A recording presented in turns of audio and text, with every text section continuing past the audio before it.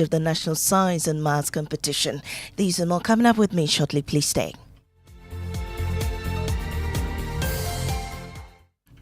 Now, work at public offices to suffer the Civil and Local Government Staff Association of Ghana, CLOSAG, begins a strike today. The workers are laying down their tools until a new salary structure agreed upon 2 years ago is implemented.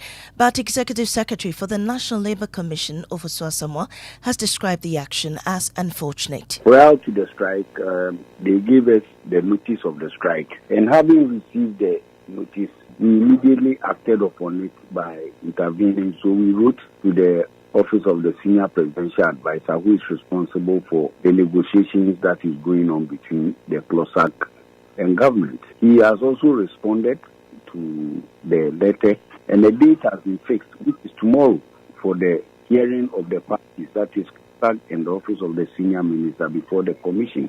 So it is rather surprising and unfortunate that just a day before the commencement of proceedings, they have declared a strike.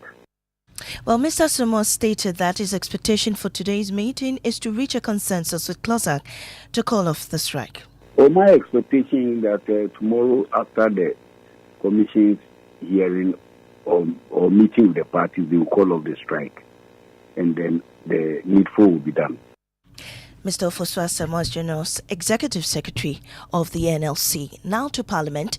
NDC MP for Tamale Central Ibrahim Murtala Mohammed says his party has shown weakness by allowing the legislative instrument seeking to regulate cement prices to be laid. After days of opposition against the instrument, the Minister for Trade and Industry, Katie Hammond, laid it in the House yesterday. Parliamentary Affairs correspondent Kwekwa Sante reports. It's taking days for Katie Hammond to finally get this controversial LI laid. The LI is seeking to regulate the price of cement in the country. Initially, the minority did indicate that they were against this LI, but after some back and forth, it appears they've softened their stance and this LI has now been laid. The bill is duly presented. But NDC MP for Tamale Central, Ibrahim Murtala Mohammed, says whether or not this new LI will be about price regulation or price reporting, the NDC should not have allowed it to be laid. This regulation is much ado about nothing, and that is why on principle some of us were against it and we're still against it. But hey, it's been laid. That is not the end of the fight. We will debate this issue and we will expose the hypocrisy and point out to the people of this country why we think that they must not accept this thing to happen, and we will fight. In 21 sitting days, if Parliament is not able to marshal 2/3 of MPs to vote against this LI, it will become law. Well, we stay a while longer in Parliament as the minority says government must immediately announce measures to deal with the worsening cost of living. Fuel prices are up at the pumps, while electricity tariffs and water tariffs have also been adjusted upwards. Ranking member on the Mines and Energy Committee, John Junapo, says government must immediately show it cares and develop a roadmap to ease the burden on citizens. Very difficult moment for the ordinary Ghanaian. We on the minority side taking cognizance of the serious and high cost of living, which is having a toll on various families, deem it appropriate to call on the Akufo-Addo-led government to do something about the exacerbating nature of the cost of living.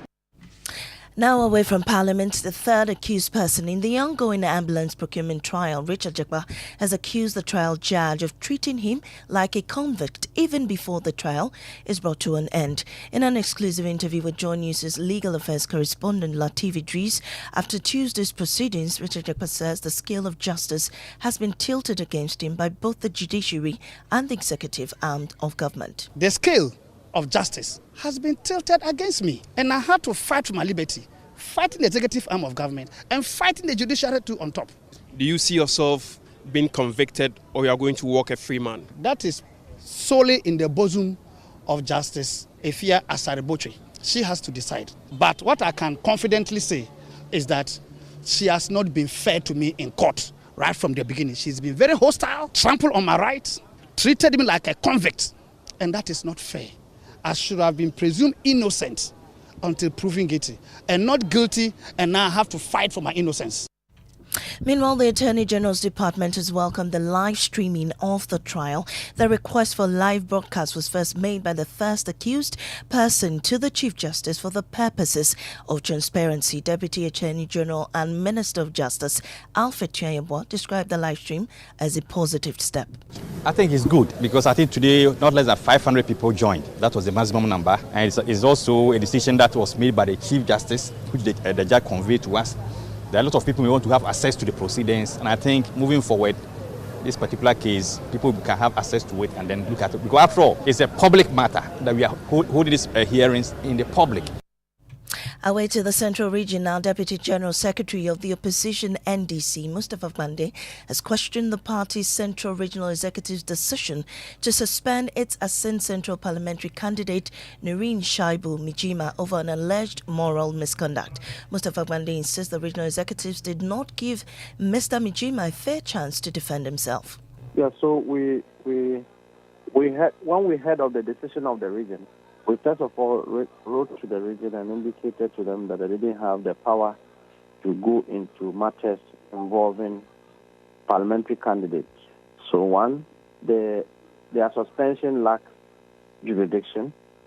And then two, we have summoned the regional chairman and his secretary. Well, there's some development update on this particular story. I beg your pardon.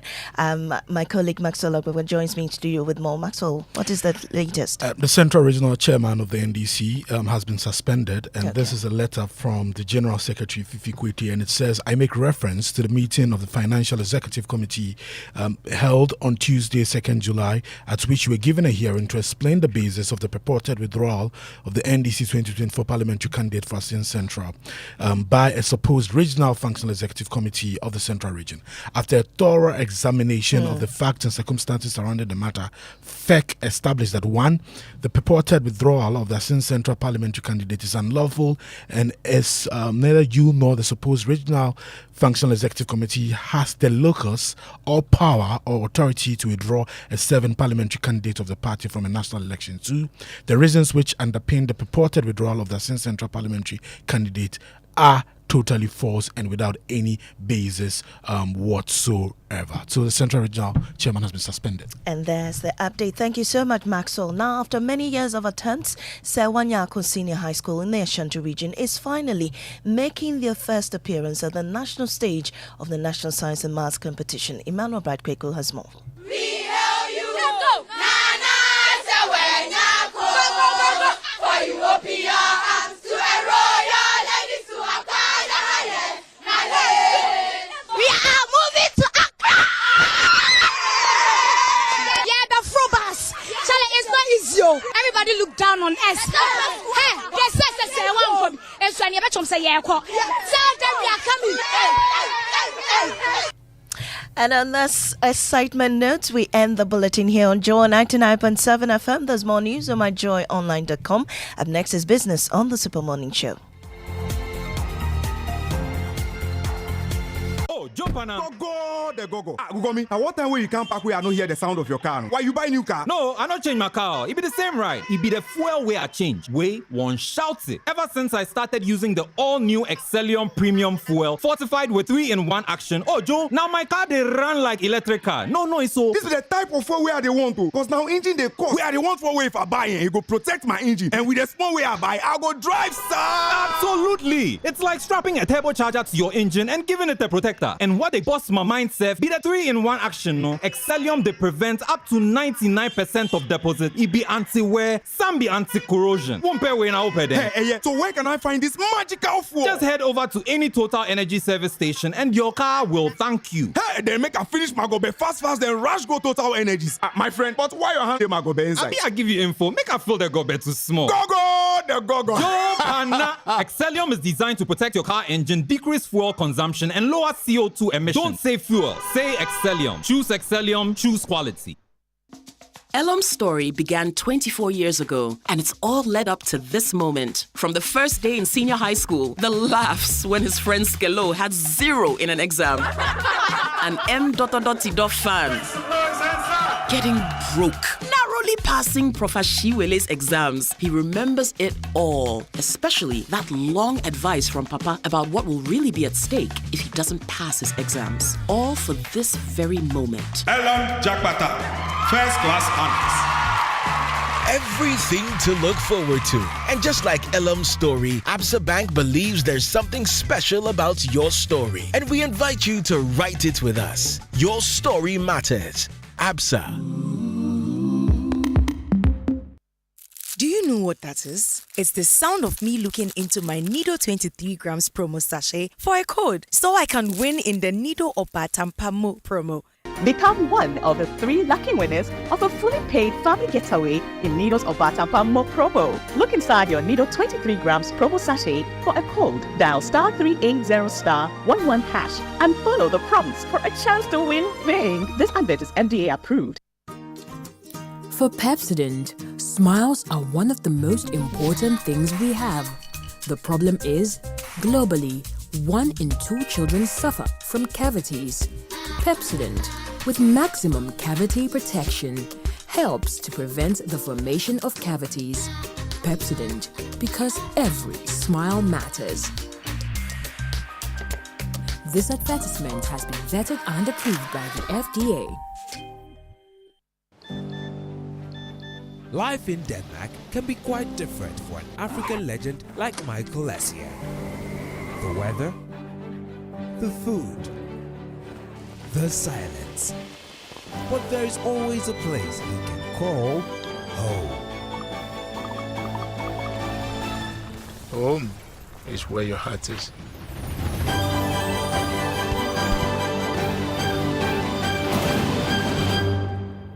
Sportybet.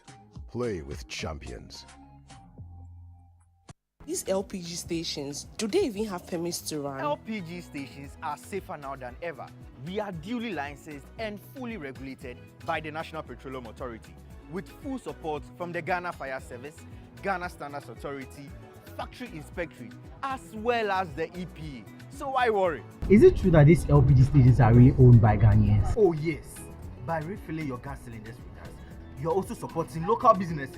Sikano Ekeya. Oh yes. Protect local businesses by refilling your gas cylinders at LPG stations nationwide. Anymore, pop quiz. Are you ready? Hit me. Can you give me 3 words that start with omni? Oh, that's easy. Omnibus, omnipotent, omnibus. The bank with a really nice signboard. Hey, Radzi, you mean Omnibisic. OMNIBSIC. Omnibisic. Let me hear you say it. Omnibisic. Perfect. Is that an abbreviation? Not entirely. And it's not just a bank with nice signboards either. Omnibisic Bank is Ghana's fastest growing bank with innovative banking products and headquarters in Atlantic Tower at Airport City, Accra, as well as 40 branches across the country. Omnibisic Bank has the final word on excellent customer service delivery in Ghana. Plus, they have the coolest signboard. Yes, they do. And the coolest name, Omnibisic.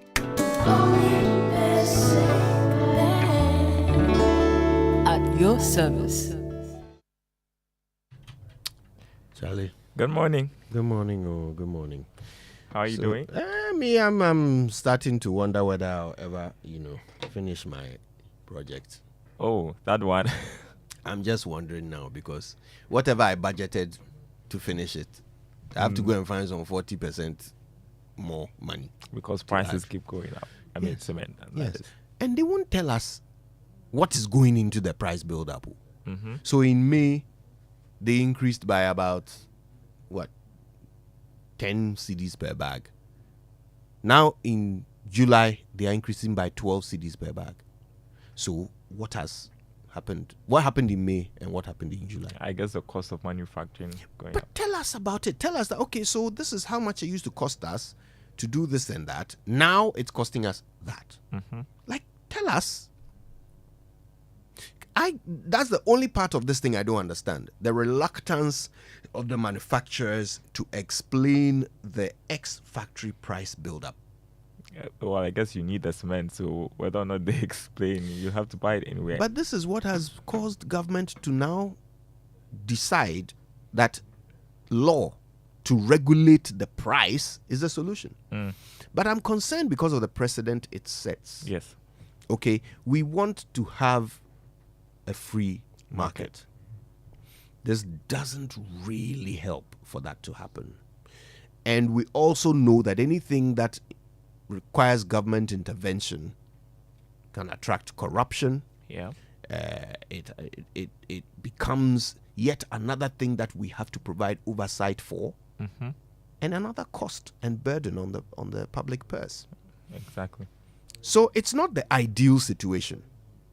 I mean, if cement can be sold like any other product, any other regulated product in this country, just by the dint of market forces, but they won't even let us know whether it is only market forces that are behind the numbers. Just tell us. Well, I guess because people are raising issues with it, I think the appropriate thing to do is to just come out and make the public understand what's going on, you know. Because trust me, that law is being passed because they believe that's in the best interest of the public. But if the public understood the cement manufacturers, they wouldn't require a law. Anyway, here we are. Today, we will talk to the one institution that is regulating the cement industry, and that's the Ghana Standards Authority. And they have the power to regulate on several levels, okay, including pricing. Yeah. So today we'll learn about that. Also, we're going to discover that there are some brands of cement that are being misused. And the cement is for plastering, and we are using it to make bricks. Or the other way around, is for making bricks, and we are using it for plastering. Yeah. So we'll learn that and more. But right now, let's say a big thank you to Total Energies. Total, we go the extra mile for you. And Absa Bank Ghana Limited. Your story matters. They brought us the 6 a.m. news. And there's still more thanks to go around, especially for the Joy Business Report coming up. Thanks to Omni Basic Bank at your service.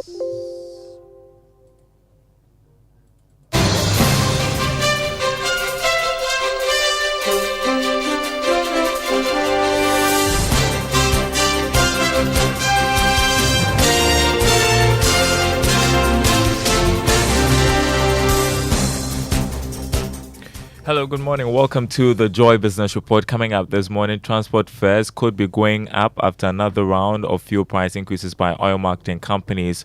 Also, government set to draw down $360 million IMF cash for various projects identified in the budget after the money hit the Bank of Ghana's account on Monday. Plus, new industry data identifies cedi depreciation as major driver of cement price increases over the past 2 years as some manufacturers consider adjustments. Details coming up.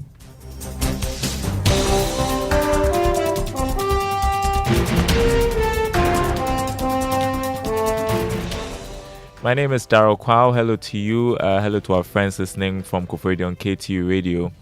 First up, transfer fares could be going up in the coming days after oil marketing firms began another round of increases of prices of petroleum products at the pumps. Here's more in this report.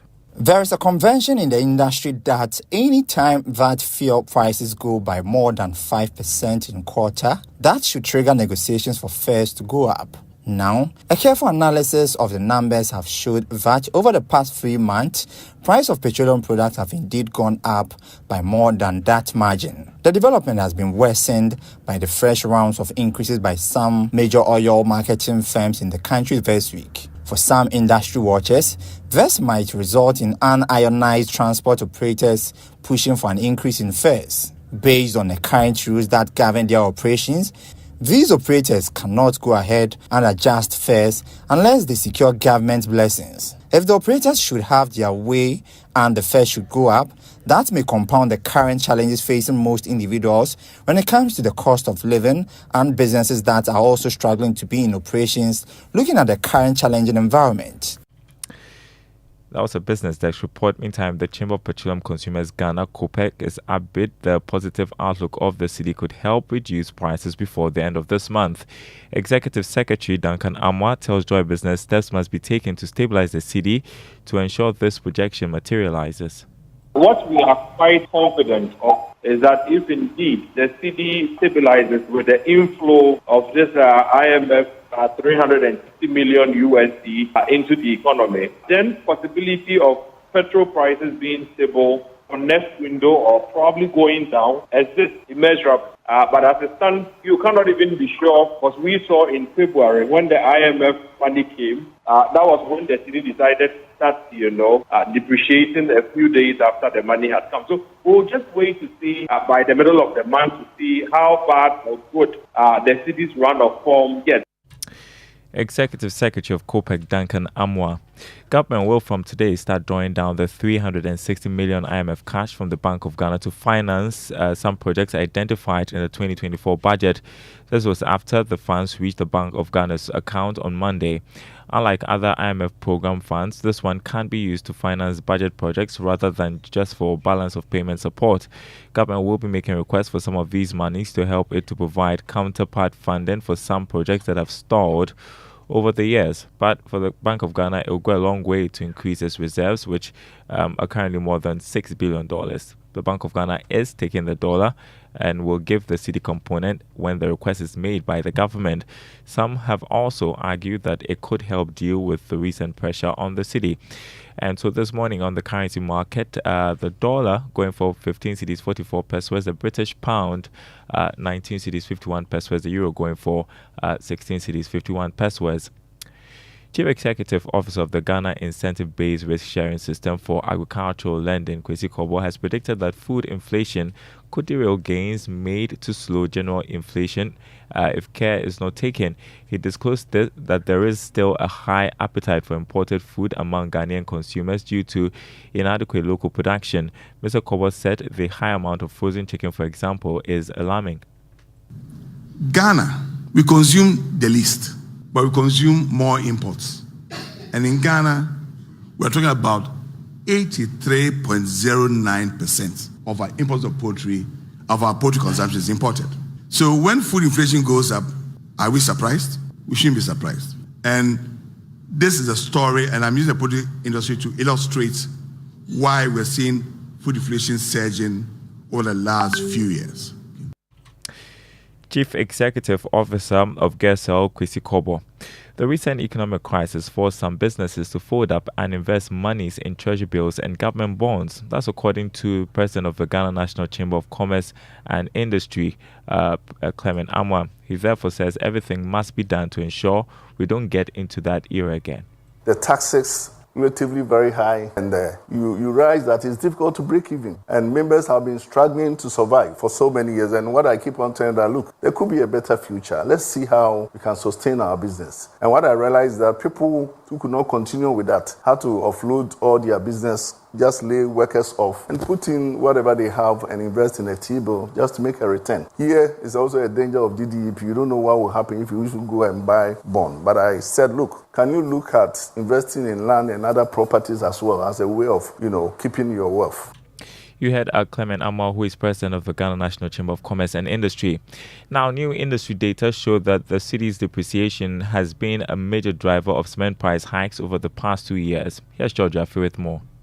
The data seen by Joy Business showed that 75% of the cost of cement was mainly driven by imported raw materials as well as spare parts.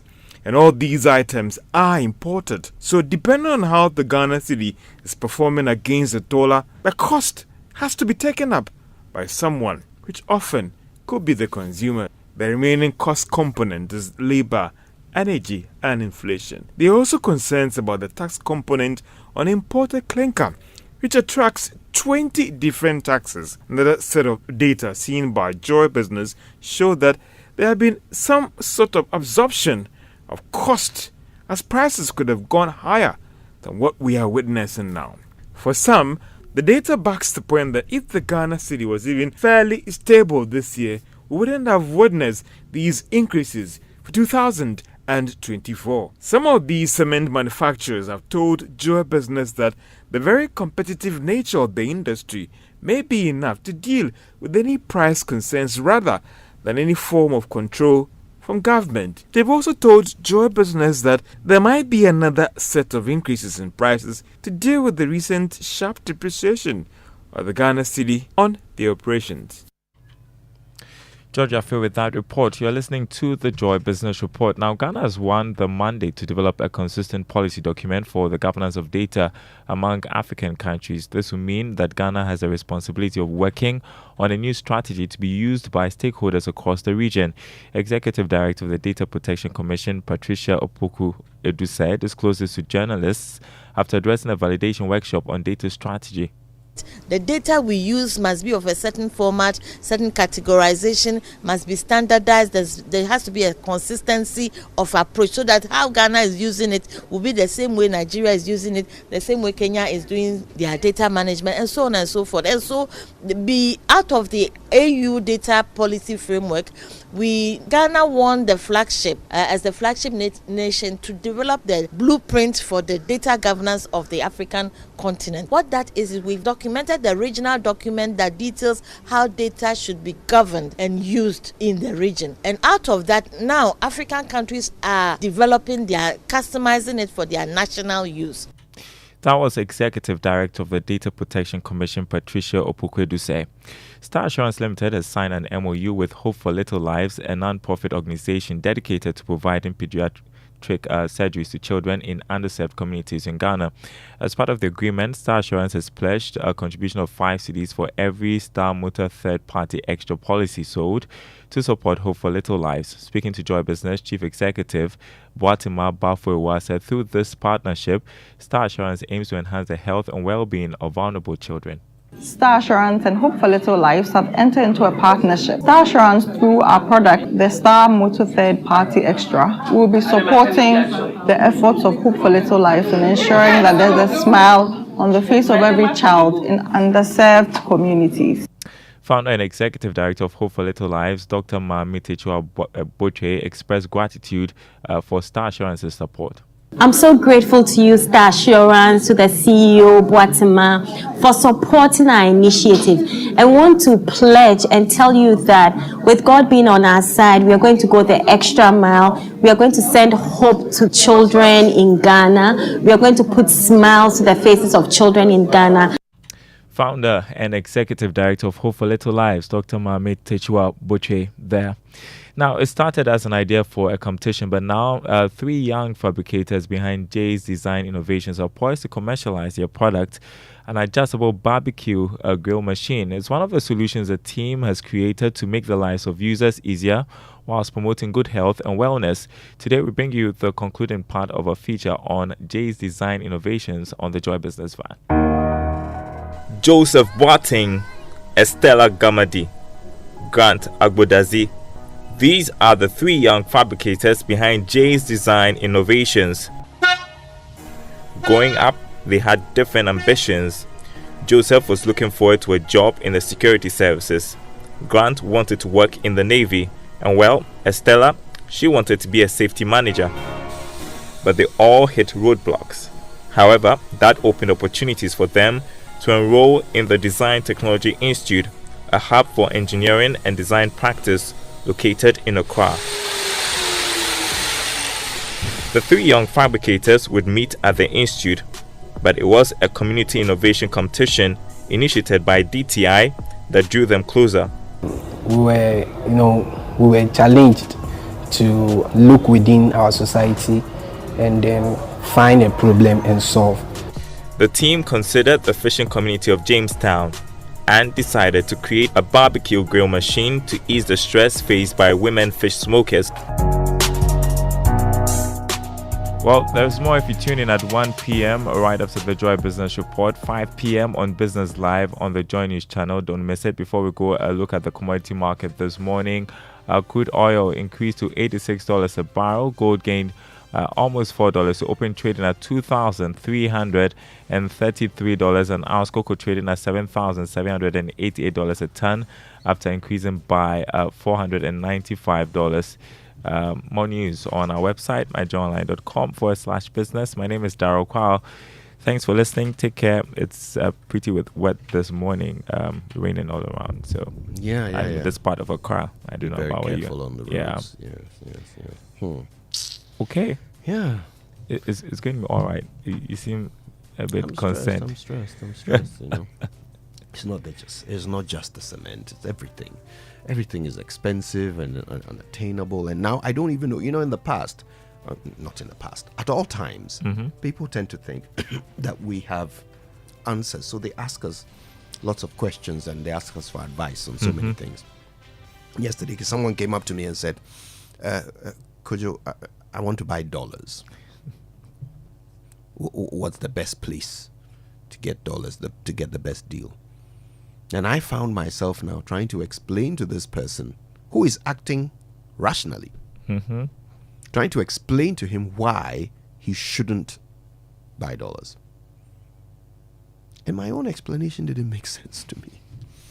What was your explanation? I mean, I was simply trying to say to him that, look, if you're only buying it because you are expecting the value to go up, what you're doing is you are ensuring that the value goes up, you know, and you're making sure that our city continues to, you know, weaken. So, because he wanted to buy quite a large amount. So here I was trying to explain to him, look, it is this kind of demand for dollars that is making the city weaker and all of that. And he was listening to me like, what are you saying? What are you saying? I mean, it makes sense. If I buy dollars a month from now, I'll have more money. So then I had to now try and talk about how there's some inflows coming which are likely to make the city stronger in the short term. And so, you know, maybe you will not have more money in Don't a put few his months. hopes up too much. And he said, but what's the guarantee of that? Yeah. We can't pay our... This is what he said. As a country, we can't pay our bills. So if money comes in, we'll just use it to pay our bills. Not to shore up the economy. And I said, oh, but that also shores up the economy. He said, oh, my friend. So I lost the argument yesterday. That's where we are now. We are at a point where we are making losing arguments because the system is untenable. Charlie, let's move. We move. Yes. So I've got something here. A great collaboration. Obapa Christie and Kwame Eugene. Oh, wow. Yes. What's that? It's called Wayewie. Enjoy.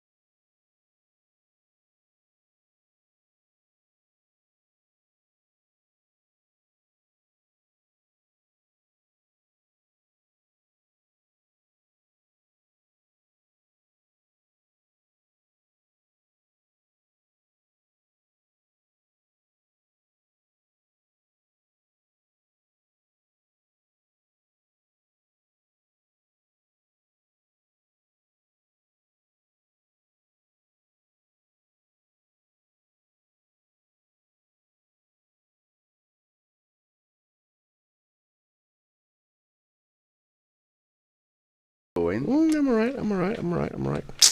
I'm stressed. Since you have stopped me from saying dear. Yes, please. We don't want to all my dears in the Republic of Ghana. That is them. The masses of the country. Masses. Yes. Please.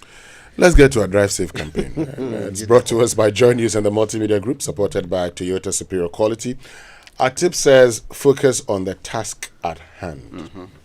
So defensive driving is all about being focused on the task at hand, which is driving safely. When you're behind the wheel, the main focus must always be what's going on the road. Keep the radio volume low and don't let passengers distract you.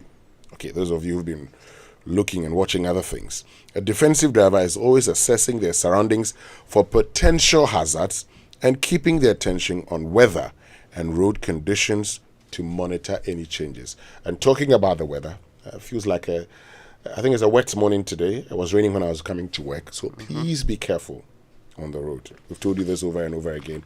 Once it starts raining, please slow down. At least certain places will flood. Yeah. That stretch in front of the police training school at Tesano, that's an automatic flooding spot, and it happens every time because, we have said we will not fix it. So hopefully you drive more carefully because everybody trying to avoid that area, the flooded section. So if you don't take care, you'll be in trouble. Extra care ought to be taken. Anyway, now let's learn how to say it right. And it's brought to you by Kingdom Books, a Kingdom Quality and Affordability are their hallmarks. And Societe Generale Bank Ghana, the future is you. Something must be done. You say either, I say either. Why am I already thinking of lunch?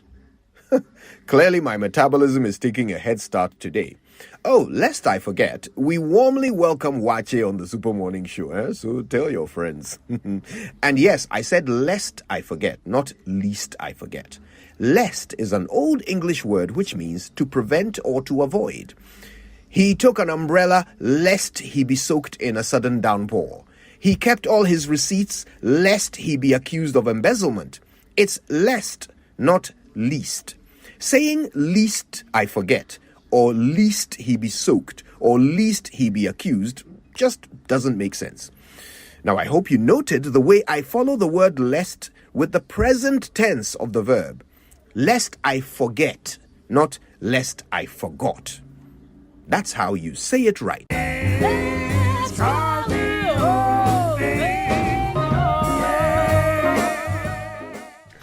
There you go. All right. Watch it this morning, eh? Why not? I mean, I actually met DJ The man Black. just told me he's going to buy fruits. He said, No. Fruits go with Wache. What's the problem? I met DJ Black. I can't believe that. Yes, watch it this morning. I met DJ Black, and he said, "Chala, I did feel for something pepper like something this morning." I said, DJ, why is it fufu or kenki? And he said, oh, kenki. Yeah, you are close to it, kenki. But I think it's wachi. Just a couple of days ago, you're talking about 5 a day or something. Yes. Of course. So that's why I'm having fruit. Yes. And then wachi. Yeah, but what's wrong with wachi? I'm wondering. Chinkafa Nawaki. I'm wondering what Raymond is even trying to. Chinkafa. The impression to you cause people gave me was that, for my wachi. oh, now you only consume fruits and vegetables. No. We said that in a day we will consume 5 portions of fruit and vegetables. But we are consuming it in tandem with our regular diet. My brother. Yes. We cannot stop eating fufu. Nobody can stop reggae. Really? Hey, so if I stop eating fufu now, how would I be happy? The fufu is the happiness. By wasting you two, you have turned that thing into a problem like that. No, fufu is not a problem. There is a man who went to the hospital. Mental health depends on the doctor. And the doctor advised that, you should stop drinking alcohol. It is not good for you. Then he was with the pharmacist. The pharmacist said, hey, stop that advice. Give the woman medicine to enjoy her life. Don't you know that is what makes her happy? Because you see, my dietitian said, what's the portion of food that you eat? And I said, you reduce it. So you travel to go to the fufu place and go eat something small. No. Listen carefully. You reduce the portion. So I've reduced the portion. So and you've not compensated taxed for him in what? In protein. Anyway, I'm currently on a diet. Oh, I say. Yes. What's your diet? I only eat 3 times a day.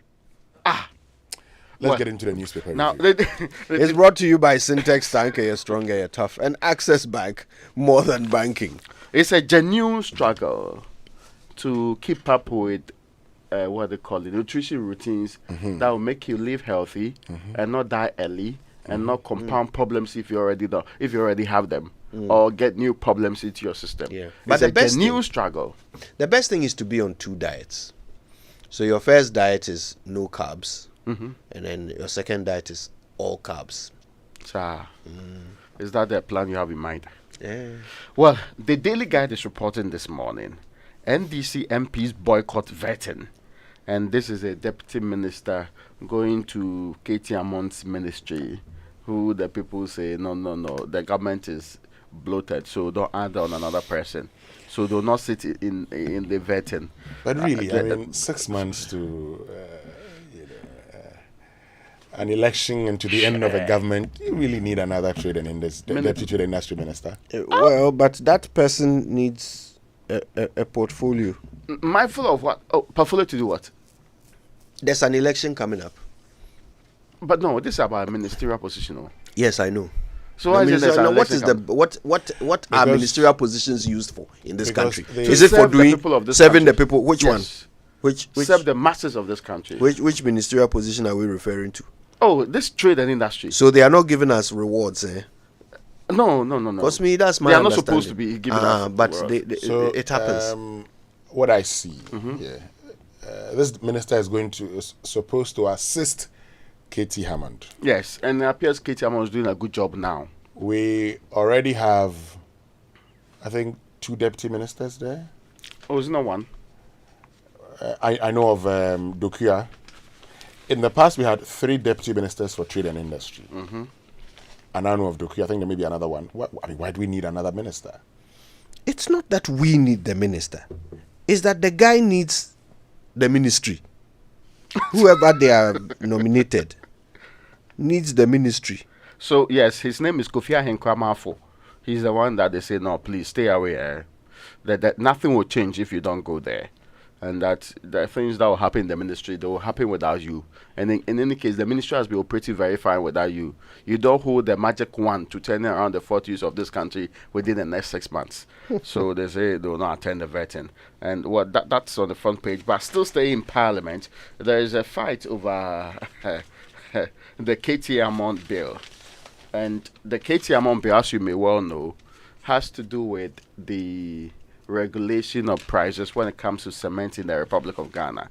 And it's generated controversy because Murtala Mohammed, who is a member of the Trade and Industry Committee, is worried about they allowing it to be laid in the first place. The explanation that was given by other minority members was that this is moving away from price control to reporting of a pricing regime. So that is what they are saying. So that's why they say they allowed it to move along. What do they mean by that? They mean now, just like we know how fuel pricing is computed and is shared with everybody, sometimes we know way ahead of time. We will know what goes into cement pricing. And they are supposed to let the masses be aware. Or a select committee would also go through this and come to a determination as to whether or not this is fair and it represents the reality on the ground. And this is not price control? No, they say it is the same system we use in other areas. But that's price does that not control the price? No, that is not their understanding of it. So perhaps if we have the full law before us and going forward, we'll come to an appreciation of it. The title of the bill is Ghana Standards Authority, Pricing of Cement into bracket regulations 2024 after passing the pre-laying process. Personally, I mean, at this point, I think, look, I in the beginning, I wanted to err on the side of free market, but then I've started to realize that secrets kill. And the fact that they don't want to tell us maybe it's trade secret how they compute their this is about your pricing. Yeah. So what trade secret? That you are competitors and you all have the same trade secret that is making you all come together and increase prices. Industry secret. No, there's no such thing. Industry secret, that which other industry will steal from you? The moment you begin to form chambers, championing your interest as an industry, it tells me one thing. It tells me that as an industry, you're willing to collaborate for the interest of that industry. And sometimes, the competition that we talk about, may not necessarily survive. It may not. I mean, look, this is the point. There may be rules to the competition to when industry collaborates. Exactly. But this is the point. We have seen today, we talk about a big four when it comes to petroleum. Yeah. If you've realized, the big four always have the same price. Or very close. Yeah. In the past, because of around 95 and other things, yes, which was the same as around 91 in the others, now that has even changed. So the around 91 of the big four, is the same or very close. So I am convinced that we need to know. And the moment we get to know what the pricing is, I tell you what is going to happen. You will have others coming on, like what we've seen even in the petroleum, this thing now, where others reduce it and compel the others to also reduce. Because if you don't, and in the past you've seen people running campaigns that, if the big four are not going to reduce it, go to the other ones. So I submit that we need to know the pricing, what goes into the pricing of this. But having established that also, yesterday we're having that conversation, it's important we look at alternatives. Oh, yes. And for me, I think that's the next level of the conversation. But in terms of whether or not we should control the prices, at this point, I actually don't even want Parliament to try and sugarcoat the language and make it sound like, this is not price control. This is about price reporting.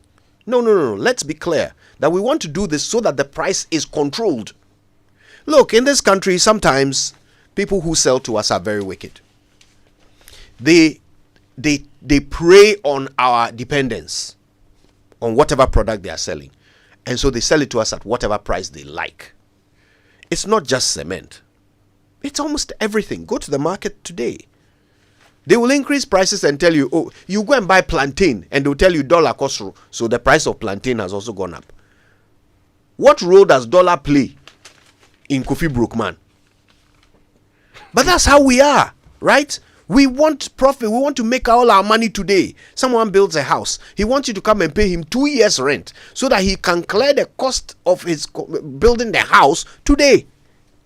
Okay. This is how we are. So no, for me, I think anything that will help bring sanity to pricing, I'm all for it. Now, SDGs Action Summit, Nana pushes for more youth investments. That's a very good thing. Except that it should move beyond talk to reality.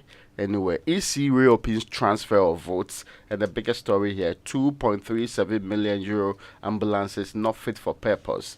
And this is what happened in court yesterday as a conclusion of the Jakpa interrogation and happened. Now, the businessman, Richard Jakpa, at the center of the 2.37 million defective ambulances trial yesterday admitted that the ambulances in the state in which they were delivered in December 2014 were not fit for purpose, and it gives a reason. Because there was a clause in the contract between government and Big C General, the supplier, which barred government from using the ambulances until they were officially handed over. In fact, he further even explained that it's the reason why the vehicles came without the fittings, so that the fittings will be put in so that they can be used subsequently. But that's actually what happened in court anyway. Yeah. And then you find out for this one. So I was telling you about the trade industry. You have Michael Otribefi. You have... he's still there? He's still there. You have, Nana Madukia. So there are two deputy ministers. I don't think you need a third one. Not at this time. Not at this time. So he's going to be number 3? Yeah, he's going to be number 3. The president disagrees with you. And once again, like I said, we may not need a minister, but the minister needs the job. The new finder says President outlines 4-point agenda to accelerate SDGs implementation. Experts stress strict fiscal discipline to support economic recovery. And, Professor Peter Quartey has been advocating a debt ceiling. He talks about the IMF saying 50% of GDP. In ECOWAS is 75%. I don't think we need 75% here. 50% works for us. But of course, it's going to be very difficult at this point. But it must work for us. 1.5 million allocated to hydrological fund as seed money to mitigating flood risk and improving water management. Prosecution of persons behind financial sector mess too slow. Dr. Ernest Addison, that's Governor of the Bank of Ghana, and ClockSAG declares nationwide strike. Let's go for the online news review. That starts today, doesn't it? Yeah. Strike. Yeah. Okay. Going online, and the online review is brought to us by Zenith Bank in your best interest, Goyle Good Energy, Yenara India, and G&J Technical Services, celebrating 30 years of providing backup power in Ghana. Now, Good Energy has hit the road with exciting choices to energize your vehicle. It is giving you more options to take you further. Watch this space for your choice. Goyle, Yenara India. And this summer, experience the perfect holiday getaway. Courtesy Zenith Bank Visa card. Spend a minimum of 3,000 cedis in at least 5 transactions with your Zenith Visa card and win an all-expense-paid trip to the Olympic Games in Paris. Also up for grabs are other consolation prizes. Don't be left out. Make it a memorable summer with your Zenith Visa card. For more information, visit zenithbank.com.gh. Terms and conditions apply. Zenith Bank, in your best interest. Okay, on myjoyonline.com this morning, the problem with free SHS is practical implementation, not legislation. Professor Ade is the one saying this. On citynewsroom.com this morning, let's see what we have there. Okay, election 2024, Bawumia gaining support among first-time voters, according to Global Info Analytics. And on CNN this morning, China Coast Guard detains Taiwanese fishing boat near Frontline Islands, according to Taiwan. And that thing is always on a hair trigger, looking to erupt. Okay, let's go for the BBC News. It's brought to us this morning by Fidelity Bank, believe with us, and Old Mutual, 10 years of greatness in Ghana, here for a lifetime. For decades, we have helped businesses connect with their trade partners all over the globe. From Ghana to Burkina Faso, Côte d'Ivoire, Benin, Togo, Senegal, China, Morocco, France, Netherlands, and many other countries. We have made it possible to bring Ghana to the world. We have brought small and medium businesses closer to their customers across the regions in Ghana with our SME support facilities. We have brought relief and smiles to the faces of families with our employee personal loans. With our cutting-edge technology and digital support, we take the burden of complex thinking off you, making life simple. That is who we are, as close as a partner. Bank of Africa. We are indeed the African bank with the global reach. Good energy hits the road with exciting choices to energize your ride, giving you more options to take you further. Watch this space for your choice. Goyle, yeah. Say donut, donut, donut, donut. Hey, donut, donut, donut, donut. Donut, donut. Yen concocta donut. Donut, donut. Malaria super donut. Everybody follow not sa malaria. A 3D till no not now. Wonto malaria chill. Popo. What will it do? I want the num donut. A dabako. Num donut.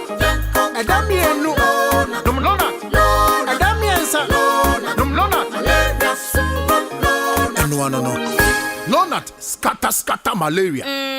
Lonat ide scatter malaria. A quality product from Blaze GVS Pharma. Yenshishemu hu se malaria wa wumujam ansana wanum Lonat. Na nam yensearch na malaria no daso wo ho a ko hu dokota. This advert is FDA approved.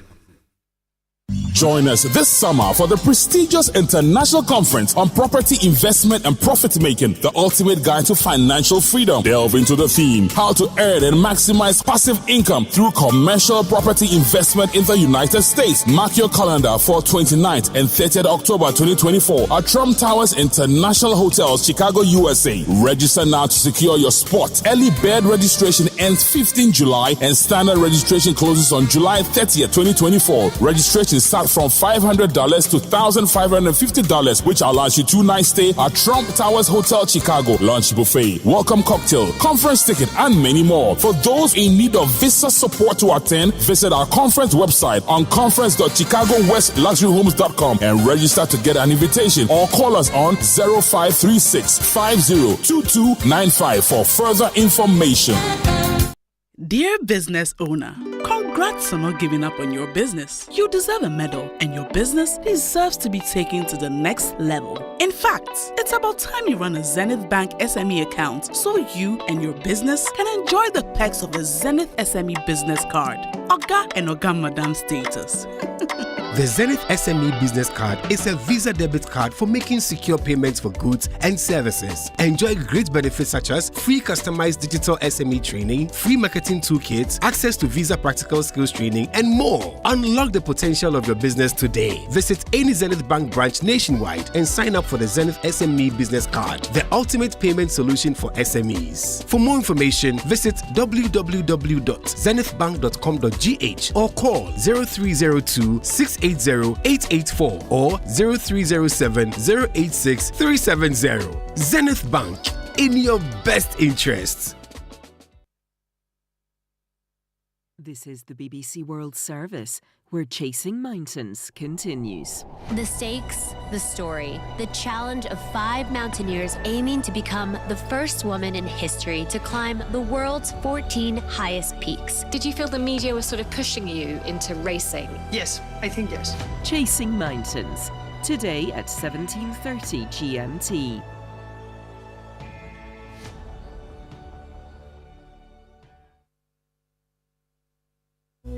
Business Daily is in 30 minutes. A political battle between left and far-right parties will feature in the French election on Sunday. Both groupings are committed to policies which will increase spending by the government at a time when France is deep in debt, much to the concern of the European Union. This is the BBC World Service, the world's radio station.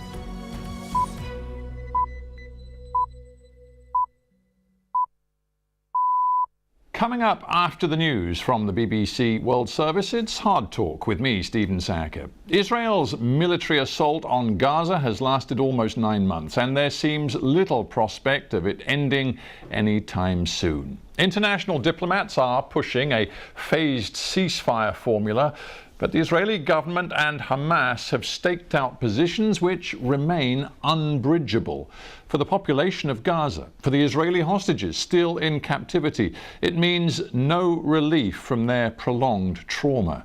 My guest is the chief Palestinian diplomat in London, Hussam Zomlot. It is a conflict that is within the reach of diplomacy, of common sense, of international law, of our very universal values, but it's a dismal failure of international diplomacy and international order like never before. That's Hussam Zomlot on Hard Talk after the news. This is Danielle Yawowiecka with the BBC News. Hello. Political party leaders in Britain are making their final appeals to voters on the last day of campaigning in the general election. Opinion polls put the opposition Labour Party far ahead of the governing Conservatives, led by the Prime Minister Rishi Sunak. Here's our chief political correspondent, Henry Zeffman. The striking thing is that every party, other than the Labour Party, is talking up what they see as the inevitability of a Labour victory. For the Conservative Party, for Rishi Sunak, that's a way of trying to win back wavering Conservatives. He's arguing that people should vote Conservative rather than for Reform UK, which is taking some of their votes to the right, because they will provide a strong opposition to a potential Labour government. He's basically hoping that saying that a vast Labour victory is imminent is a way of ensuring that a vast Labour victory doesn't happen. Large numbers of Palestinians have continued to flee from Khan Yunis, the second biggest city in Gaza, after an Israeli evacuation order. The United Nations says 250,000 people have been warned to move from the east of the city. They've been told to seek refuge in a coastal area where there are a few basic services. Louise Wateridge from the UN Agency for Palestinian Refugees is in Nuseirat in central Gaza. our colleagues on the ground are really seeing the movement of women and children especially, but they're not carrying many things. Different from previous displacements where we've seen, trucks and vehicles loaded up, balanced as high as they can. There's so limited vehicles available, there's limited fuel, the roads are so dangerous, the situation is so unsafe. People are really at this stage carrying what they can in their hands and moving, and it's devastating. Heavy rain from the outer edge of Hurricane Beryl is lashing parts of Haiti and the Dominican Republic as the storm passes south of the two countries. The powerful Category 4 hurricane is heading towards Jamaica, where it's due to make landfall later on Wednesday. The island's government has urged people to stock up on essentials, including food, water and candles. Police in northern India investigating a crush at a prayer meeting that killed more than 120 people say they want to question the religious leader of the event. Narayan Sakar Vishwahari, known as Bole Baba, had been giving a sermon to thousands of followers. The cause of the accident remains unclear. From Delhi, here's Jugal Purohit. The police has said that while the organizers of this religious congregation had estimated an audience of about 80,000 devotees, the actual figure was almost more than 3 times, which is why the police says that the arrangements were insufficient. They have accused the organizers of hiding the actual evidence. They've also accused the organizers of improper arrangements. World News from the BBC. The leaders of Russia and China have arrived in Kazakhstan for a regional security gathering.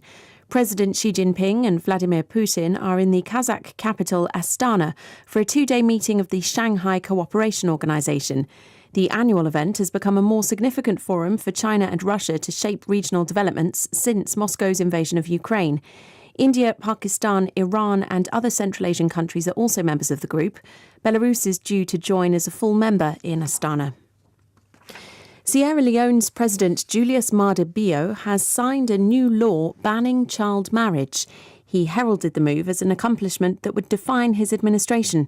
Any man who marries a girl under the age of 18 now faces a jail term of at least 15 years or a fine of thousands of dollars.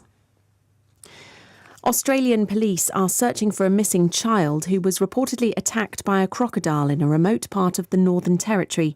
The 12-year-old was said to have been swimming in a creek when the attack happened on Tuesday. A search and rescue team has been deployed. Residents of Palumpa are helping police to search a large area of Mango Creek by boat. The first eSports World Cup begins today in Saudi Arabia with a total prize fund of $60 million. Thousands of players are expected to compete in the 8-week tournament in Riyadh. Imran Rahman Jones reports. With some of the world's most popular games on show, esports players will compete in the likes of League of Legends, EAFC and Call of Duty. But the tournament has drawn criticism because of Saudi Arabia's human rights record and its attitude to women and LGBT+ people. With so much prize money on offer amid a post-pandemic downturn for the industry, the event could present the start of a lucrative period for esports. And that's the latest BBC World News. Welcome to Hard Talk from the BBC World Service with me, Stephen Sacker. My guest in an interview recorded on the 1st of July is a diplomat for whom all the politicking and advocacy has become desperately, painfully personal.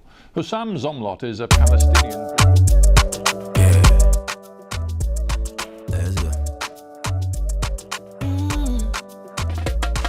My buddy, when you wake up in the morning and you know the money calling, oh, you go work, but you know it's out in your side. If I believe with us, if I hold my hand and believe, oh, cause you know it's out in your side. And when you dream, no say I live for you.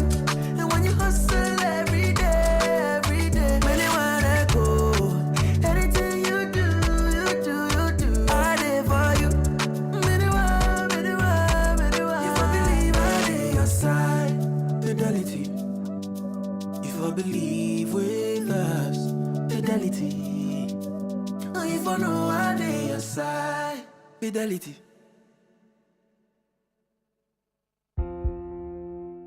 Amo Hinere Gift Auntie. You see, it always feels good when you receive that salary alert. I made a bold decision to invest a lump sum into the Old Mutual Retirement Salary Plan. And this means that I will get these alerts every month throughout retirement for the rest of my life. You too can retire on your own terms. So invest a lump sum in the Old Mutual Retirement Salary Plan today and enjoy guaranteed monthly income for life. Call Old Mutual on 050-453-4333 or visit oldmutual.com.gh to sign up today. Old Mutual, do great things every day. Hello, Auntie Araba. Hey, Bugger, how are you doing today? I want to buy Pepsodent Cavity Fighter, but I don't have enough money. So what are you going to do? Can you give me the big size? You know, as for me, I'll pay the balance later. Today, no credit. I haven't sold much this morning. If you don't have enough money for the big size, why don't you try the 120-gram pack? There's a 120-gram pack? Introducing the new Pepsodent Cavity Fighter in 120-gram pack size. More affordable and convenient. Get yours today from any supermarket near you. Every smile matters. This advert is FDA approved. Coffee in your cup and joy on the set. The Super Morning Show is always the best bet on Joy 99.7 FM. I love this beat, man. Ciao, Coco. The way they make sure the video as you. People know maybe not.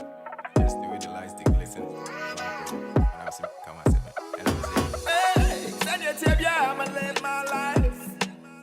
I said that. Can't stop for nothing, I can't lie. It's bigger than me, it's larger than life. It's necessary that I keep it burning. Yeah, we're young today. Little bitch, come kiss the ring. Misfit in the list begins. Can I live? Yeah. Hey, yo, Coco, I don't got no hooks for this shit, man. I'ma just let the beat ride. This feel it.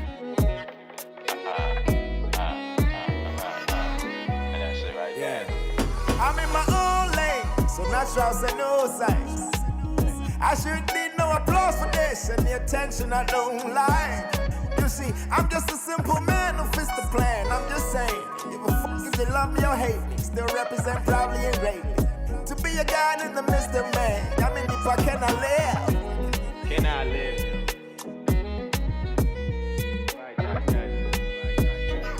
I had to live and what to do.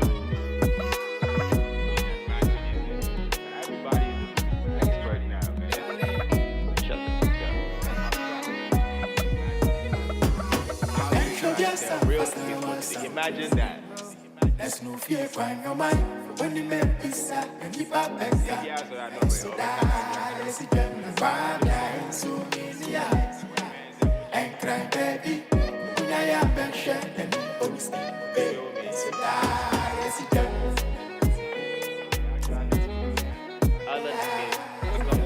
If you like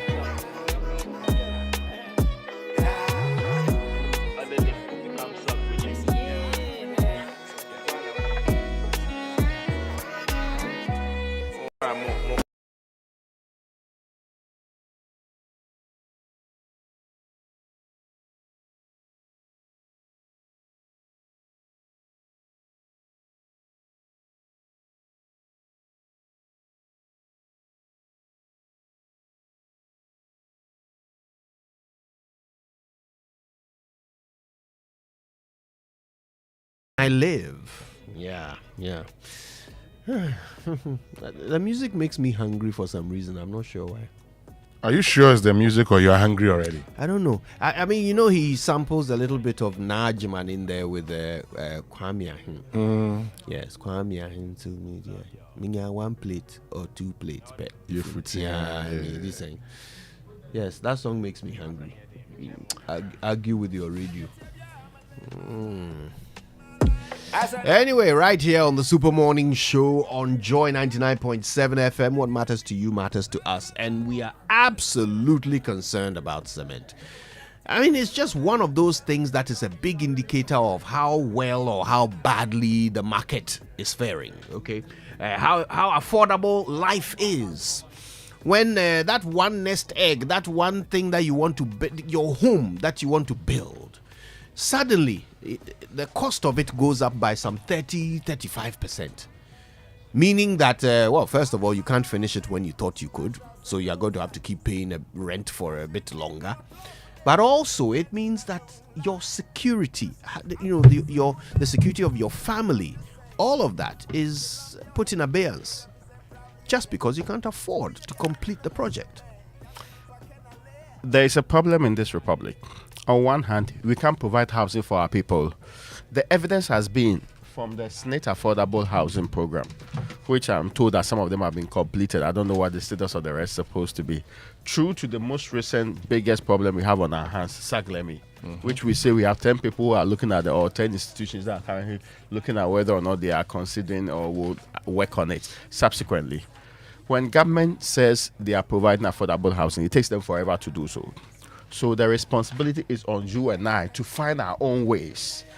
That field has been taken over by interim providers, from landlords to real estate agents, sometimes with cutthroat prices. That does not make sense to many people because that sector is poorly regulated. In fact, it is one of those sectors that we have lost that are only observing breach.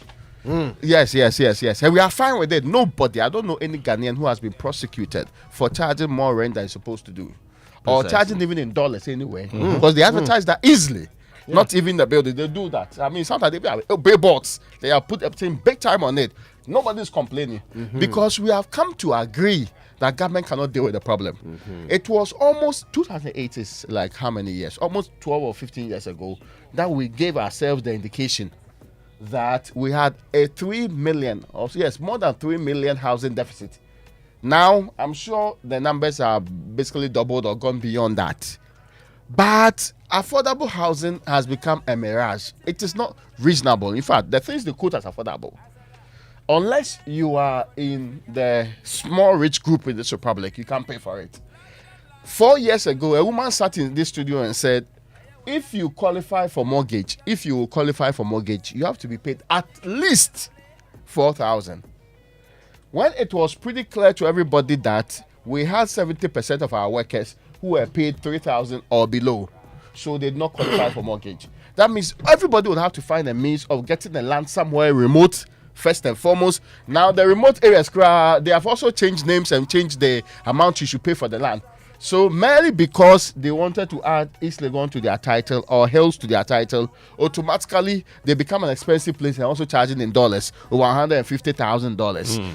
Santos, yes. Merely because they changed the name or added some other nice title to their own or called it service plot. Immediately they call it that, it becomes a very expensive venture. So there is a big problem on our hands. Then now we are giving the people who are already fleecing the ordinary people in this republic an opportunity to do it further with the pricing of materials for their buildings. So now the landlord who's been increasing his rent every year with or without inflationary, what they call it, rates, is now telling you that you see how materials are going. I can't build a new house if I don't increase it. As if it's your responsibility to fund his new house. Secondly, the other people who already built their houses 10 years and nobody's staying in them, and they're okay with it, immediately you venture, every year they increase the price. But how is that possible? Elsewhere, when your rooms are unoccupied for a long time, you actually reduce the price to other people. That's the definition of demand and supply. But the demand and supply does not work in there. That is why sometimes it is sensible to have an intervention. It's not only sometimes so. Yeah. And look, cement is only one example, if you ask me. Oh, yes. In this country, anybody who sells anything holds their customers to ransom. They can tell you how much they think you should pay, and you have no option. Competition rises upwards rather than the competition pushes prices up rather than down. Yeah, can you believe that? So competition is supposed to be, and the entire theory is that when they compete, you get it coming to a reasonable one. No. That's only when government intervenes. But in our system, competition puts in a volume that virtually everybody is suffering. You see, so let's push it further. You see why the catchphrase is all things being equal. And all things are never equal. Never. They have never been equal in Ghana. Yes, all things are not equal in Ghana. But all things can be equal in Ghana when the structure of the economy changes. See, all things are not equal because of the structure of the Ghanaian economy. So you see, in this country, when it comes to petroleum, this is how we move to deregulation. At the time, government will set the price because government controlled everything. Then, after some time, government said, we're going to deregulate. Then government did the deregulation and set margins and said, this is how much you can charge as your personal margin. Okay? So you can actually decide not to charge those margins. That's true. I am taking this amount from you. And they give a top ceiling. Yes, and they give a cap, so there's a top ceiling. And so if government talks about pricing today when it comes to cement, it will be important to know what goes into cement. So we'll look at the ex-factory price. Yeah. Then we'll look at the taxes, if any. Then we'll look at all the margins. So, we get to understand all the margins on cement. And that's the way to go. Because this is the point. Look, if government doesn't set in at a point to regulate the profit margins, we would have people, and this is the point, would have people who actually in the name of, and I repeat, in the name of expansion, in the name of expanding to other areas, sometimes also as a way of avoiding taxes, would make too much money, and yet the state doesn't get anything, and then the people suffer. Precisely. So it's always important that government, the state being the representative of the people, finds out how the people are being treated and then decides whether it must intervene through policy to ensure that the people are better off. I humbly suggest, in the interest of transparency is very simple. Let us all see. You say you are suffering. We say, okay, we want to appreciate your suffering. We want to appreciate your suffering. So help us appreciate your suffering. You say, no, me, I won't let you see. But I'm suffering. We say, help us see. So we can actually go to government and say, look, we import these things. How about a reduction in import duties? The clinker, the gypsum, the limestone. We can all talk about it and say, government, remove the import duties or let us increase local production. You say, no, you don't want to show us. Okay. Please, we want to see. Until you show us, we will all be more on the side of those who can intervene to bring the price down. Yeah. So if you really want your case to be made, then you better start telling the truth. And by the way, this is the reason why you need to be at this year's Habitat. Very important. Because ways and means, you must find a way of affording that house. Alani, we'll tell you more. Stay with us on the Super Morning Show. Wake up to joy, joy, joy. Sunshine and joy in the morning time. Yeah. Wake up to the Super Morning Show. Yeah. Wake up to joy.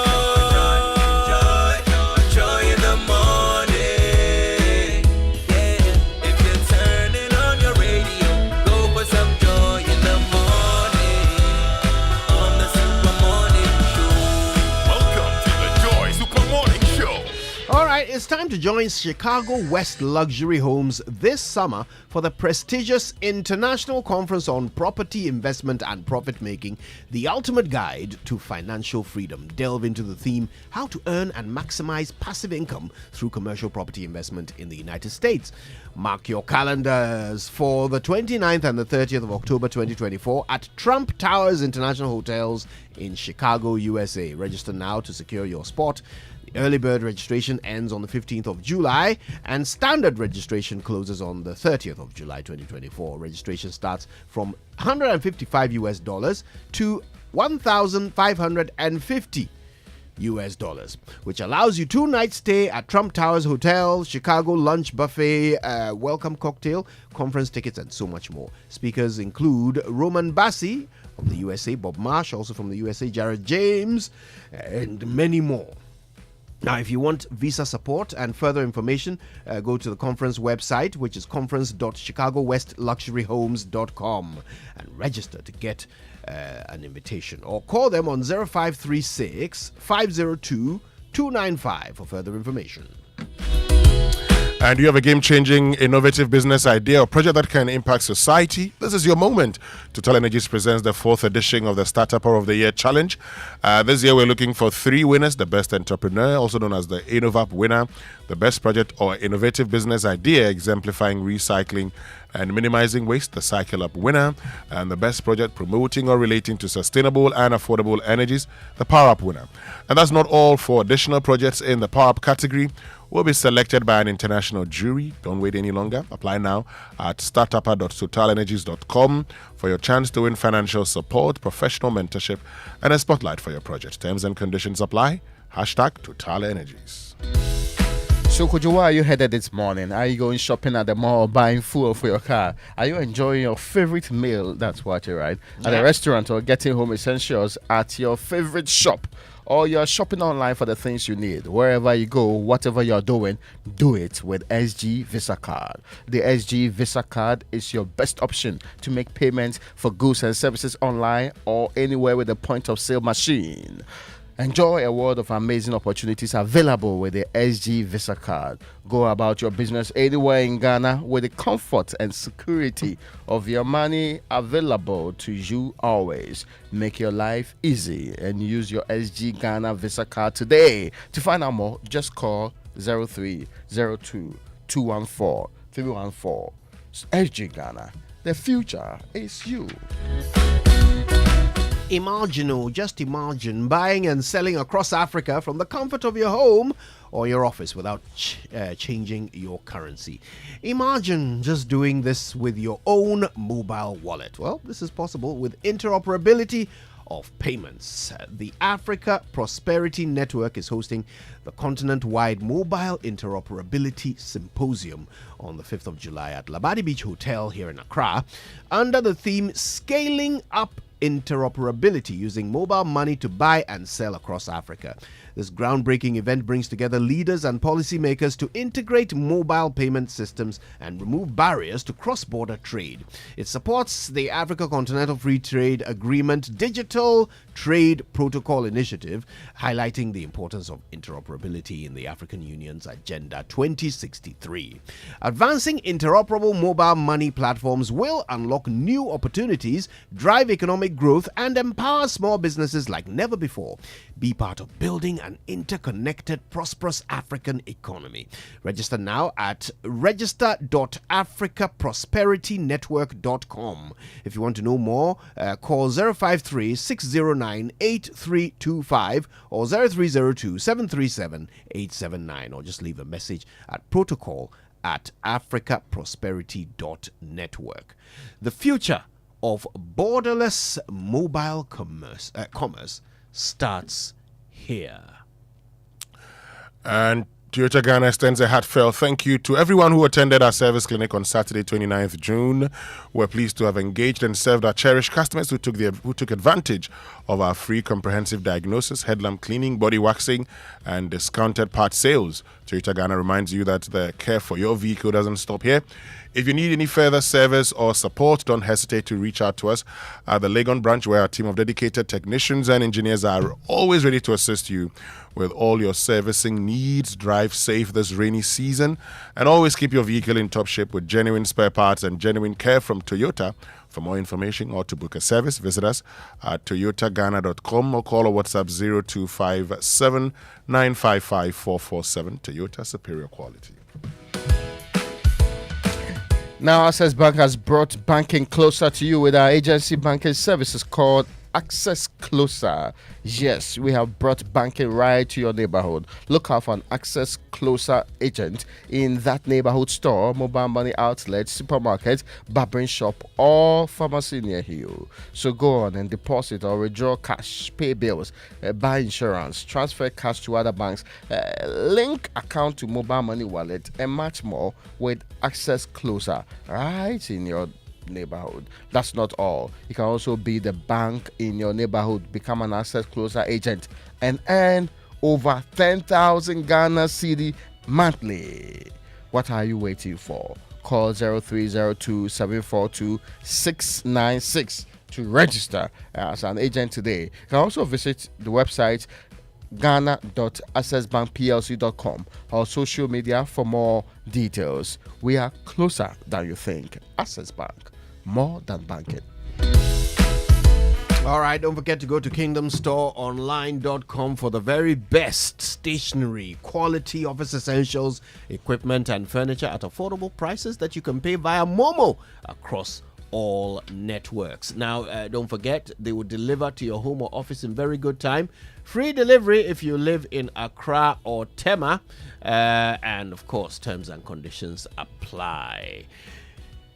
So, at Kingdom, quality and affordability are their hallmarks. Stay with us. Sports coming up, birthdays, and more on the Super Morning Show.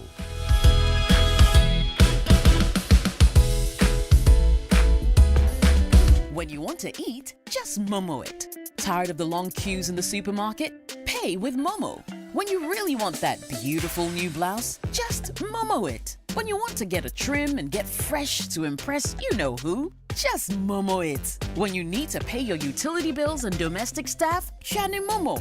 When you want to send love to the family back home, send some Momo. Join the millions of MTN Momo users all over Ghana and live life the brighter way. So just Momo it. MTN. Imagine a world where your home or business is powered by the sun's boundless energy. Picture your rooftop transformed into a solar sanctuary, radiating with eco-friendly vibes and city-saving brilliance. Well, dream no more. With Standard Chartered's renewable energy loans, you can turn this dream into a dazzling reality. And guess what? Our renewable energy loans come at very low rates. That's right, we are not just offering loans, we are offering the keys to your solar-powered kingdom. Say goodbye to high electricity bills and step into a new world where every watt generated is a step towards a brighter, more sustainable future. So if you're ready to take control of your energy destiny and switch to solar today, give us a shout on any of the following phone lines: 050-153-5789, 050-153-5790, 0244-674154. Let's chart a course for a brighter tomorrow and make your solar dreams shine brighter than ever before. Standard Chartered, here for good. And where do you think you're going? To train in the garden. With my broom? Mom, it's a javelin. Oh, really?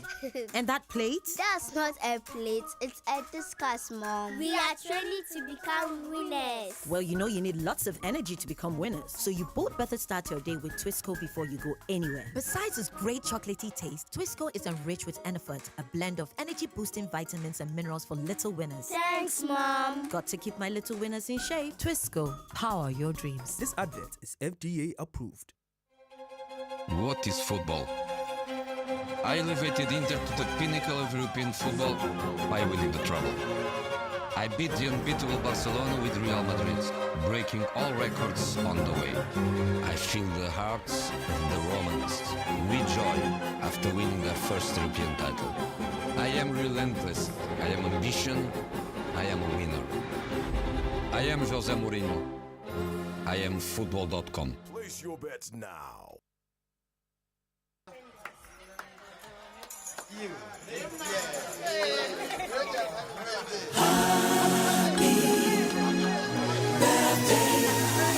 Alrighty then, birthday messages on the Super Morning Show are brought to you by MTN. Everywhere you go. And Bank of Africa, the African bank with global reach. Bank of Africa, as strong as a group, as close as a partner. Right, who's kicking us off? I don't have any messages. Do you? Oh, really? Okay. Hey. 3rd of July is nobody's birthday. Well, I think I have one. I have one. This one says, happy birthday to Leona Bannerman Williams and Isaac Odoy of the Audit and Assurance Department and Bernard Kofielis of the Consulting Department, Theophilus Kwabena Frimpong and Glenn Boansiwaman of Tax and Regulatory Department, all of Deloitte Ghana, from your country managing partner, Daniel Kwejo Owusu, and all staff members to you. This one came in. It says, happy birthday to Kiran Kofi Aoku Harrison Ado. 4 years of Aspire 4 years of Aspire Educational Complex is at Okurase, Kuforidia, from your parents, Mr. and Mrs. Harrison Ado, your brother, Komnatechi, as well as the entire family. May the Lord bless you and keep you. All the blessings in Numbers 6:24. Be blessed. That's nice. Happy birthday to Kofi Seduji, Baba Sulemana, Mauli Asempa, Comfort Wemang, William Adumaku Opoku, Ekplom Kufiche, Bismarck Akuto, Bobby Ellis, and Lomot Nate. Not forgetting, my dear friend Julius Caesar. Have you ever heard my message from the morning man called Puerto Rico? No. Okay, all right. It's about me and my dear friend Julius Caesar. Rexford Bortier also celebrates his birthday today. Happy birthday to you and to all others. Okay then, the Joy Sports Center is brought to you by MTN. Everywhere you go, Standard Chartered Bank, here for good. And DSTV, it's your moment. And Twisco Food Drink. Twisco, power your dream. Late entry is happy birthday to my very good friend Wisdom Clue. Happy birthday to you, Wisdom.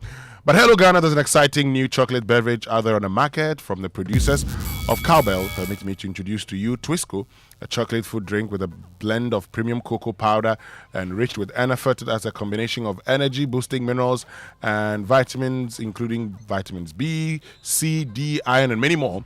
Twisco is available in 20 gram and can be found at your nearest neighborhood store in a delightful red sachet for only one Ghana Cedi 80 pesos. To enjoy all the goodness packed in a sachet, empty contents into a mag, mix with 180 ml of previously boiled water, milk, and stir. Start your day with a cup of the great tasting Twisco and power your dream. This is FDA approved. So, folks, imagine a world where your home or business is powered by the sun's boundless energy. I mean, picture your rooftop transformed into a solar sanctuary, radiating with eco-friendly vibes and city-saving brilliance. Well, dream no more. With Standard Chartered's renewable energy loans, you can turn this dream into a dazzling reality. And guess what? Our renewable energy loans come at very low rates. So, my dear friend, you can afford. And that's right. We are not just offering loans. You are offering the keys to your solar-powered kingdom. Say goodbye to high electricity bills and step into a new world where every watt generated is a step towards a brighter, more sustainable future. So if you're ready to take control of your energy destiny and switch to solar today, give us a shout on any of these numbers: 050-153-5789 or 050-153-5790 or 0244-674-154. Together, let's chart a course for a brighter tomorrow and make your solar dreams shine brighter than before. Standard Chartered, here for good. And very good morning to all of you. And before we get into the Joy Sports Center, we're sending shouts of love and blessings to a great, affable, and sweet lady of our time. We're very happy about your new golden age. Blessed 50th birthday to Rebecca Ayele Chirako. Continue to swim in God's glory. That's from the Hammond and Chirako families, members of Grace Methodist Church, Latabi Okoshi, and former MYF members. Good morning to all of you. Welcome aboard to the Joy Sports Center with me, Fentu, Tahiru Fentu. Coming up this morning. Umpire Arukule stopped on the line and thundered in by Demirel. The Turks mean business again, and the place explodes with noise. Well, that's Mary Demiral. He scored twice last night as Turkey shocked Austria to set up Euro 2024 quarterfinal clash with the Netherlands. We'll tell you how all that happened in the next 10 minutes. But we'll begin here at home. The Hartlepool coach is Abubakar Ouattara. He says his side will not adapt Kotoko's wholesale approach of releasing players as they look to rebuild their squad for next season. The Pokpan Warriors have released over 22 players in a mass clear-out after a disappointing campaign that saw them finish 12 points behind Samatex. Hartlepool themselves needed a dramatic 3-2 win against Bechem United on the final day of the season to survive the relegation battle. But Ouattara says he will maintain the core of his team. You are sacking 100, you are bringing 200. What is the result? Are you thinking if you sack 11 players, 22 players, 100 players, we bring 100, we are starting again? It's like you are starting your building. You spoil, you demolish, and every time you start it. I think you spoil more money. Just go slowly. When you are going slowly, you are 100% chance to arrive, to achieve something. That's Abubakar Ouattara there. Another team that needs a bit of a beef up in squad is Samatex. They are Ghana Premier League champions. They'll be playing in the CAF Champions League next season. They've already started preparations ahead of their first game in August. Their captain is Emmanuel Kayeke. He says they need to work extra hard to be ready for that challenge. Yeah, we knew before we ventured in winning the league, so I believe resuming on the first informs us a lot that we need to work hard for it, because it's a different stage. It's a very big stage that we need to work extra hard for it. Either that we can achieve our aim, you know. That's Kayeke. Meanwhile, the newly crowned Ghana Footballer of the Year, Mohamed Kudus, he believes he is still far from his best despite his outstanding first season in England with West Ham. The 23-year-old scored 14 goals and provided 6 assists, seeing him beat competition from Inaki Williams, Fatau Ishahaku and Osman Bukari for the top prize at Saturday's Ghana Football Awards. Before I even took the step, I knew I was ready for the challenge. That's why I went for it. So once I was ready, I knew what I expected from myself. And then, big ups to all the teammates and the people around my club. They really helped me to settle in as well. But I also put in the effort day in, day out, every single time. You know, it's a lot of games, tough games. It's a difficult league, but I still believe that I'm far from my abilities. You know, it's just the beginning, and it was good to announce myself in the first season. And we know it's going to get much tougher now. So yeah, I'm prepared for it as well.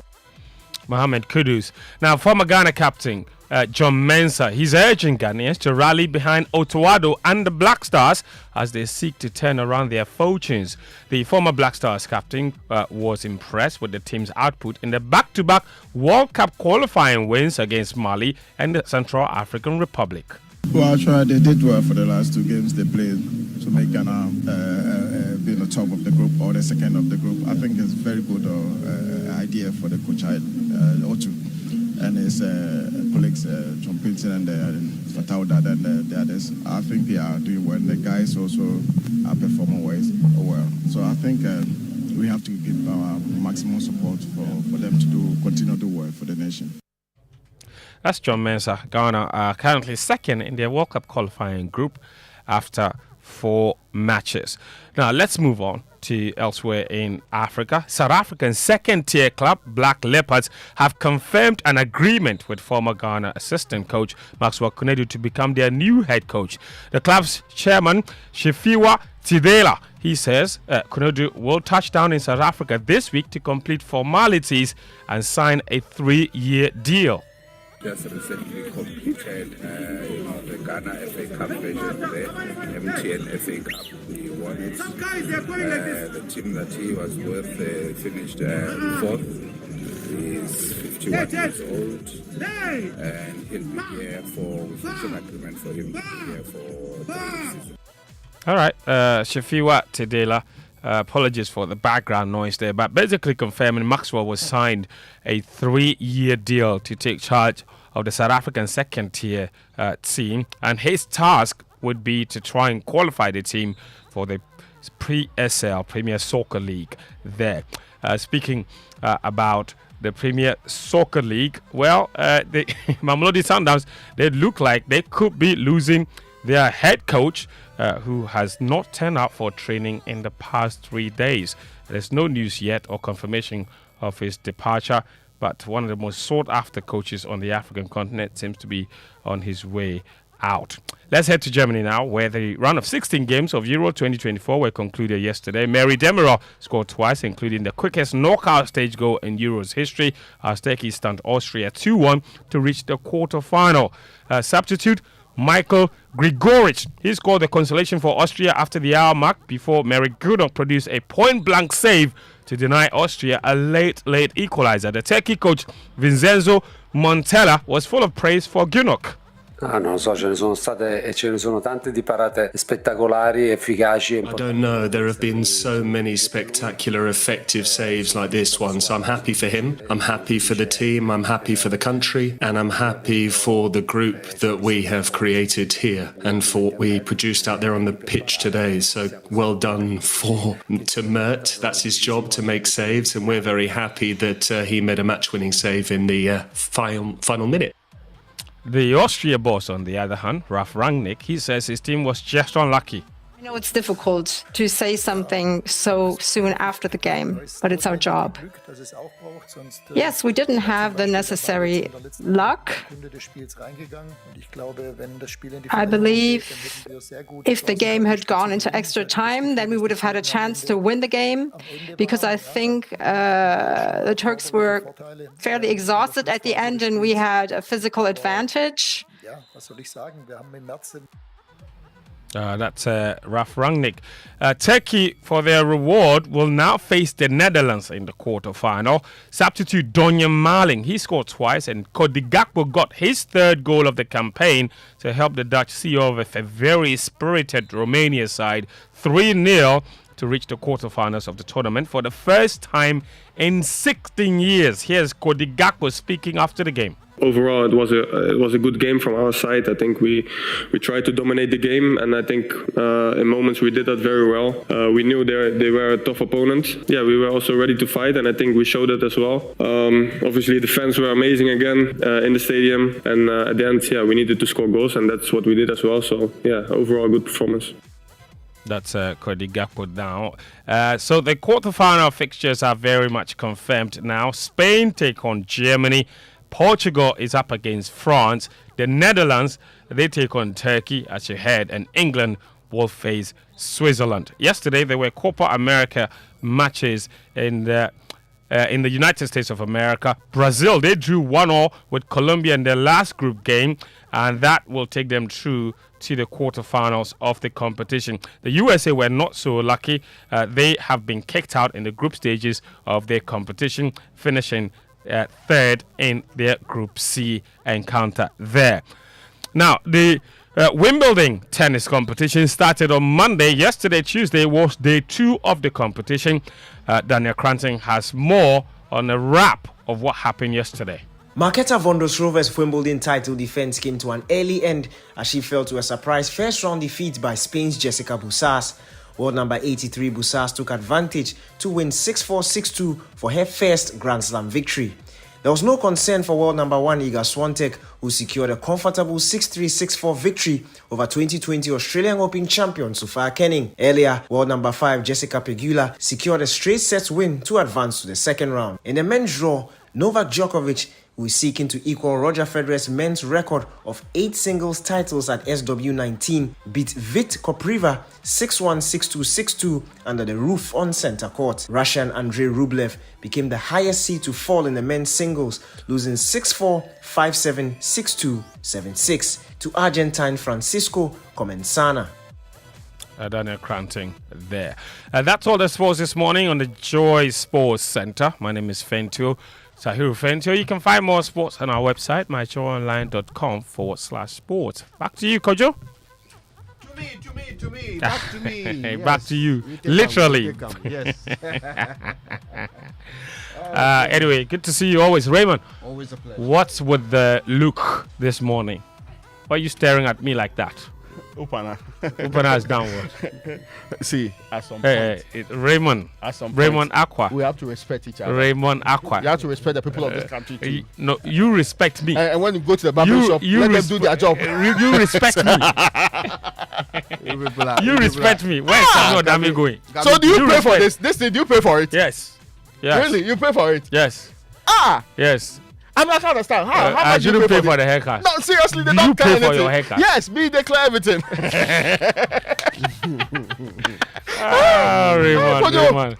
Raymond. I saw a video of you at the Kumasi, the new international airport. Oh yes. Wonderful edifice. In fact, the best in the whole Africa. If somebody asks you whether your visa had not expired Charlie, yet, I'm not qualified to go to the place. right? I need visa to go to Kumasi. Yes, the Republic of Kumasi. I've not been there since it opened. Oh, it's a very nice one. I hope I can keep it and maintain it. Fent, Yeah. did you make it to work before the rain started coming? I down? came with the rain. Came through the Yeah. rain. Lots of people are caught in it this morning. Yeah, it's still raining, huh? Yes, it's steadily raining throughout the morning. Yeah, there were And- pockets of pools of water on the road when I was which coming. is a big concern. That's It actually is. what I was going to ask you about, whether Yeah. you encountered these, at Tesano. Yes. That's my route home, Yeah. to work and home. So That dip, just at, is it Abeka Junction? Is yes. that the name of the place? Yes. What I use is the Ghana Police Training School. Very good. Yes. Very good. Yeah, that one, that Precisely junction, there. yeah. There is this weird dip in the construction of the road. Okay, and every road comes with it's supposed to come with adequate drainage. If you construct a road and you don't provide adequate drainage, no one should pay you for your construction. Yeah. But for some reason, this road, for years, For the longest time. anytime it rains, it all gets gathered into the little corner, and then it floods half of the road, and it floods to quite a height, so that it's quite dangerous to drive through. And it causes accidents because people try to avoid it, and then they veer into the outer lane, and that causes all kinds What of should be a 3-lane passage becomes one. Indeed. Because everyone is now forced to use the unflooded part. At speed. Yeah. You So see? So honestly, I don't understand. This is a problem that can be solved with engineering. Why has no one engineered a solution to this day? Yeah.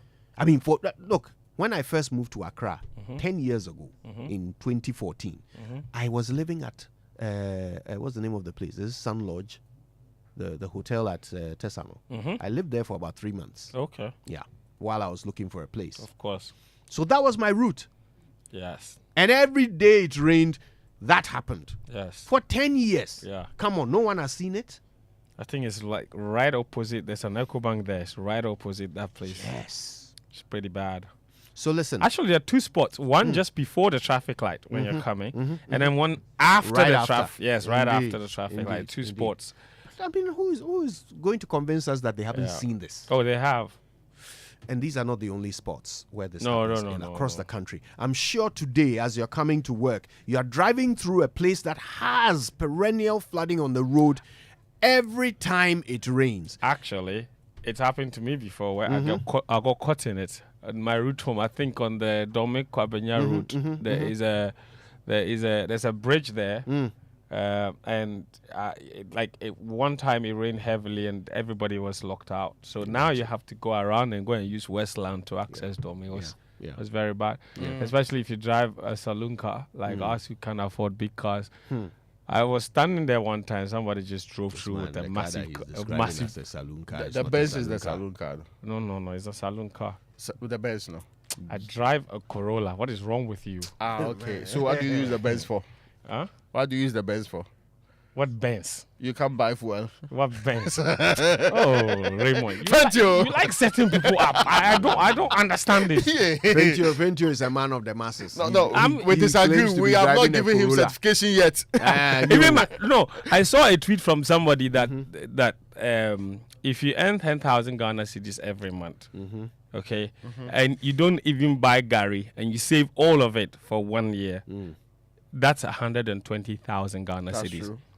And you are considered a higher earner in Ghana if you earn 10,000 Ghana cedis a month.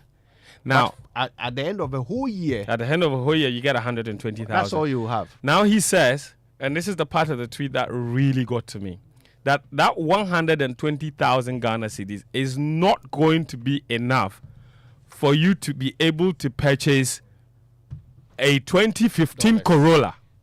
Yeah. 120,000 Ghana cedis wouldn't be enough to purchase a 2015 Corolla. Then he goes on to say, 2 years ago, that would have been enough to purchase a 2018 Corolla plus 40,000 Ghana cedi change. And he didn't lie, because I bought my Corolla for 80,000 Ghana cedis in 2020. Today, that same 2018 Corolla that I drive is 190,000 Ghana cedis. I can't afford anymore. How much did you buy the Benz? Which Raymond, one day somebody has to deal with you, pa. Raymond Aqua is The one who comes to work with the driver. Raymond Aqua is our fact in the back seat. It's our fact checker. And all his facts are always half true, half false. So we will rely on him to check the facts. Every fact he checks, he comes and says it's half true, half false. I think you are being unfair to me. He comes to work with the driver. He sits at the back. One time I was going to work and I saw him at the back. He had the window rolled down and he was pressing his phone. That's the only time I wish I was I was a hawker on the street. Let me snatch your phone. Let me set the record. Just one question though. Let me set the record straight. Fentuo Tahiru Fentuo does not drive a black Mercedes. Is it GLE or GLC? Can you believe that? Which one are you guys trying? The one that you don't drive, the one that you don't have, the one that you don't I don't know what you are talking about. He does not own a black Mercedes. I like that. GLE. And I certainly don't have a driver. No, as for that one there. Who drives me to work? Me the day that I saw you not driving a Mercedes, there wasn't a driver. There wasn't. That day there wasn't. Can we find out why Raymond likes to come to work with a driver? Why can't he drive himself? Man of the masses. Why can't he drive himself? Anyway, listen. I'm interested in something, okay? Yes. If your route to work takes you through any bad roads that get flooded every time it rains, tell us about it. Use the hashtag JoySMS when you tweet on X, or send us a picture if you're another one driving, okay? Or even how you coping this morning. I mean, with all the rains, mostly your road is terrible, then it gets extra terrible. I'm just thinking about the people on that Pokwasi stretch. Oh, come on. When it rains, they move from bad to worse. Oh, come on. Then there's some needless traffic. Then people are misbehaving on the road. Then it compounds. And by the time you get to the office, you are late, you are confused, you are depressed. Then you have to put in the very best at work too, then deliver on the job, then go back home. It's a whole game. It's you have to go through trials and tribulations to get to work. Imagine. Well.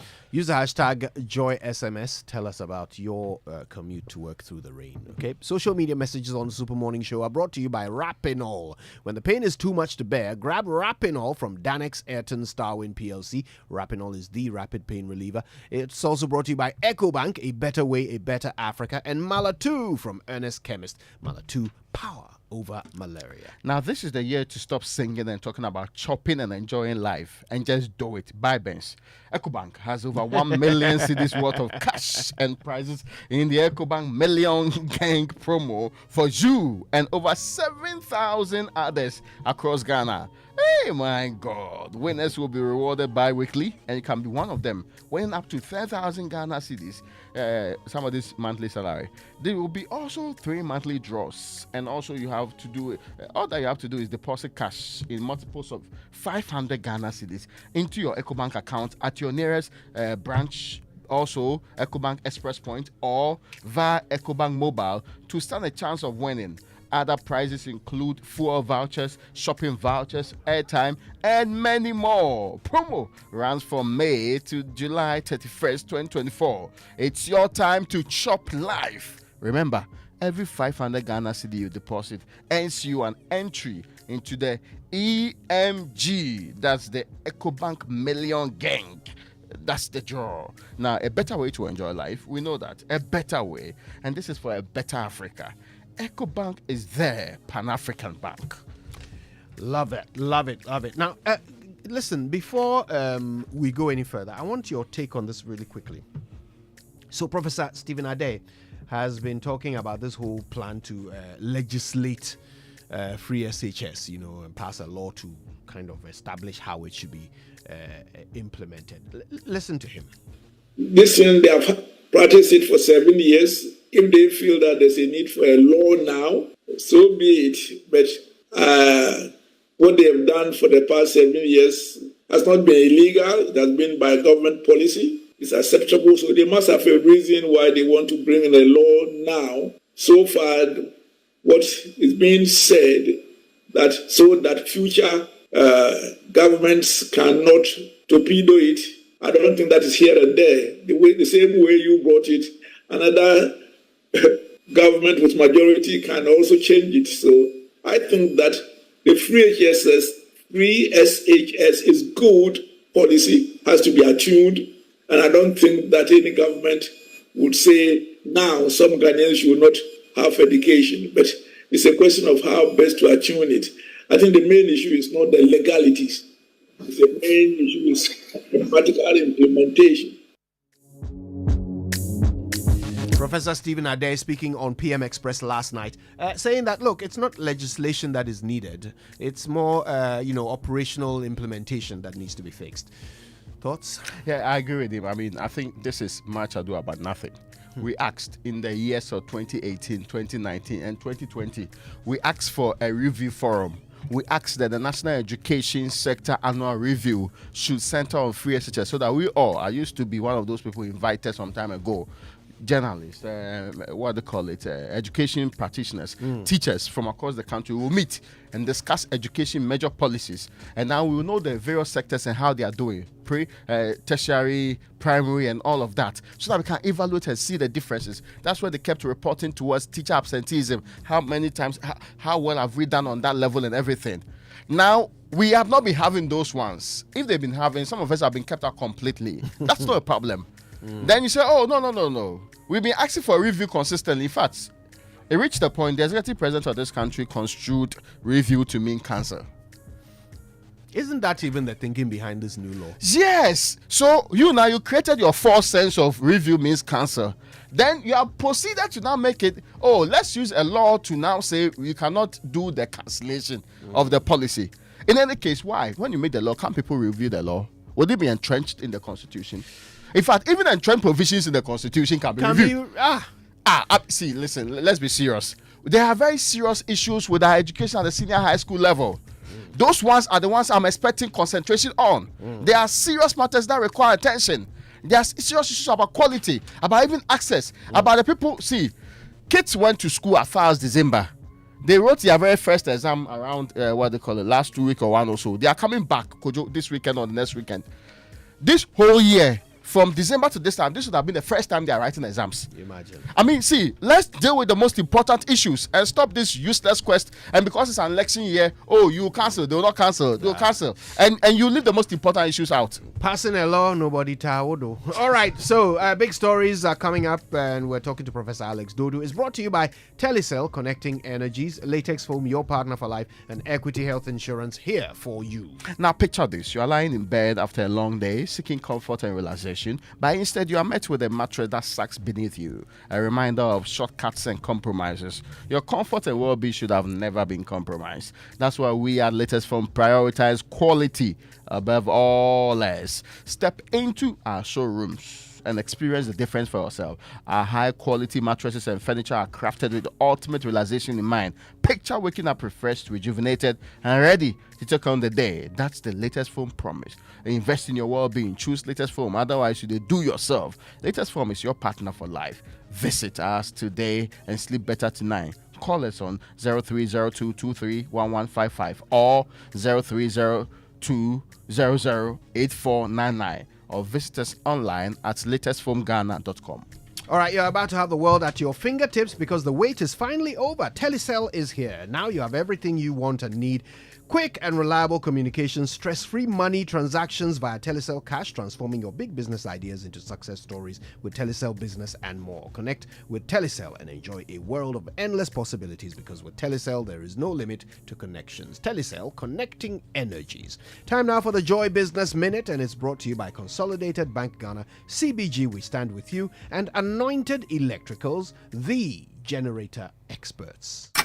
Hello, welcome to the Joy Business Minute, brought to you by Consolidated Bank Ghana. We stand with you, Anointed Electricals, the generator experts, and Waikari Capital together towards tomorrow. Transport fares could be going up in the coming days after oil marketing firms began another round of increase in prices of petroleum products at the pumps. New industry data has identified the depreciation of the cedi as major driver for cement price increases over the past 2 years, as some manufacturers consider another set of adjustments. Government will from today start drawing down the 360 million IMF cash from the Bank of Ghana to finance some projects outlined in the 2024 budget. And McDonald's has cut breakfast service timings by 90 minutes after a shortage of eggs caused by bird flu outbreaks that have led to a slaughter of about 1.5 million chickens. And that's the Joy Business Minute, brought to you by Consolidated Bank Ghana. We stand with you, Anointed Electricals, the generator experts, and Waika Capital, together towards tomorrow.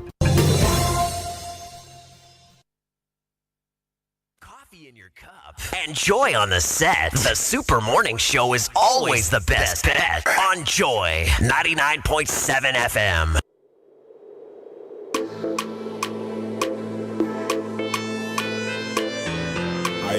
Now, Anointed Engineering Services Limited, we know, is into the sales of ultra silent generators from 5 kVA to 2,500 kVA, and they also undertake maintenance and repairs of all kinds of diesel generators. They also stock genuine spare parts of all kinds for various generators and also do generator rentals. They have branches nationwide. You can locate their latest branches in Amrahia, Frames Oil on the main Adentan Dodoo Road, East Legon, Lagos Avenue Road, opposite Tomric Hotel, at Tema General Hospital Road, Community 9, just after the overhead, and at Kaswa of the Kaswa Raja Road near Simaf Cement Depot.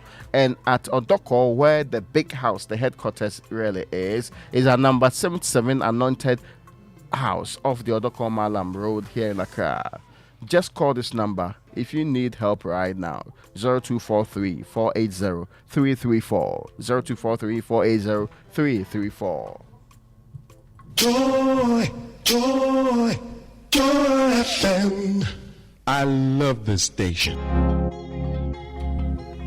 All right, it's 2 minutes past 8 on the Super Morning Show, and today we're talking to Professor Alex Dodoo.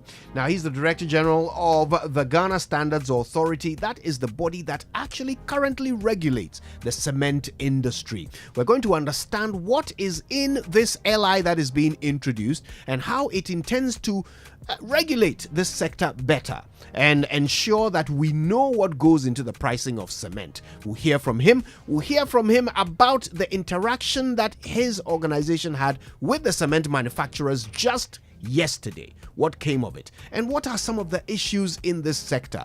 Are you actually using cement correctly? Prof. Alex Dodoo has information that might surprise you. Stay tuned. It's all here on the Super Morning Show.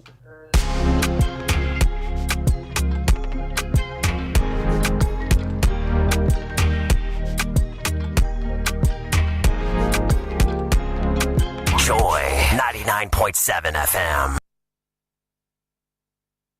Education is the most powerful weapon to change the world. At Heritage Christian University, you are assured of quality education, accredited by GTech and affiliated to KNUST and UCC. We offer programs like Bachelor of Business Administration, Community Development and Theology and Ministry, Psychology, Nursing, Information Technology, Information Security, and Business Information Technology. Professional programs like ICA, CIMG, CIHRM, ABE. We also offer short courses on media and IT. What makes Heritage stand out is our experience and scholar practitioner faculty, entrepreneurial training with financial support, ultramodern facilities, and hostels. Qualifications for entry is WASI or SSC or GBCE, HND or Diploma Top-Up. Mature 25 years and above. Heritage is located at Amasaman behind the Olympic Stadium. Contact us on 054-777-7731 or 020-229-8399 or www.hcuc.edu.gh. Heritage Christian University College, educating compassionate entrepreneurial leaders. It's a First Thursday special treat at Achimota Retail Center every first Thursday of the month. Let's take your first Thursday of the month to a whole new level. Join us for a terrific outdoor movie night in July, Get Fit with ALC in August, Bingo or Quiz Night in September, Karaoke in October, Fashion event in November, and Open Air Jam with DJs and Hype Men in December. It's going to be an amazing experience you won't want to miss. You will also get to enjoy discounts on pizza from Pizza Inn, buy one, get one free. Come and enjoy an unforgettable time with us every first Thursday at ALC at Shimota Retail Center. And your vibes sing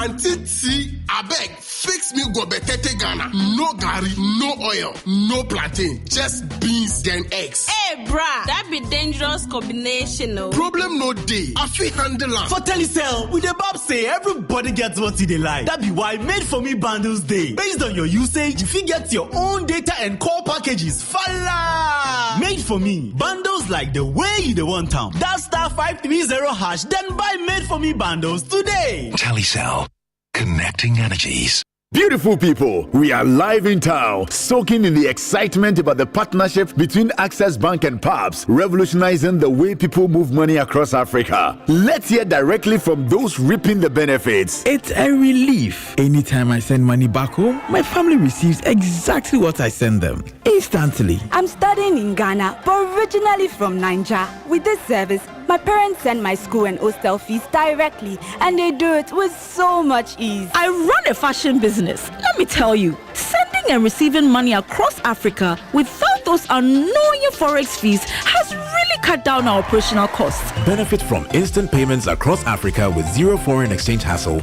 Visit our website www.ghana.accessbankplc.com or call our toll free on 0800 00 4400 for all your cross-border payments. Pass it with Access Bank. Access Bank, more than banking. These LPG stations, do they even have permits to run? LPG stations are safer now than ever. We are duly licensed and fully regulated by the National Petroleum Authority, with full support from the Ghana Fire Service, Ghana Standards Authority, Factory Inspectorate, as well as the EPA. So why worry? Is it true that these LPG stations are really owned by Ghanaians? Oh yes. By refilling your gas cylinders with us, you're also supporting local businesses. Sikano Ekeya. Oh yes. Protect local businesses by refilling your gas cylinders at LPG stations nationwide. More money, challenge and enjoyment. We know say problem day, but you for chop life. Simply deposit cash in multiples of 500 Ghana cedis into your EcoBank account at your nearest branch, Express Point, or through EcoBank Mobile to win your share of over 1 million cedis in prizes in the EcoBank Million Gang promo, EMG. Be one of over 7,000 people to be rewarded. Hey my God. Yes, so over 7,000 people go chop soft life from May to July 31, 2024. Be an EcoBank customer or be square. Remember, every 500 Ghana cedi deposit earns you a point for the EcoBank Million Gang today. EMG. Deposit today and win your share of 1.2 million in cash and prizes. A better way to enjoy life. A better way. A better Africa. EcoBank, the Pan-African Bank. This promo is regulated by the NLA on the Caritas Lottery platform. Coffee in your cup and joy on the set. The Super Morning Show is always the best bet on Joy 99.7 FM. Joy 99.7 FM. It's 8:09. You're welcome back to the Super Morning Show on Joy. And today, our conversation, the big one that we're looking forward to, is with Professor Alex Dodoo. It's about regulating the cement industry. And he's already here, actually. He's in the building. I'm looking forward to hearing from him. But in the meantime, while you're making your way to work, or if you've just managed to get into your office and you're drenched from head to toe, we want to know about your journey to work and the roads that you had to traverse to get there, and whether or not you faced the situation that a lot of us faced on our way, passing through flooded parts of the road, parts that flood every time it rains. But for some reason, we can't seem to engineer solutions to it. Yeah, we have all ignored it. Every time. Yeah. Every time. Yeah, we gave a couple of examples. I'm sure you have some on your route to work as well. So share them with us. Use the hashtag JoySMS when you're posting on X, and we'll share your posts. Also, we're very interested in your thoughts on what Professor Stephen Ade had to say about the law that is proposed to regulate free SHS. What are your thoughts on that?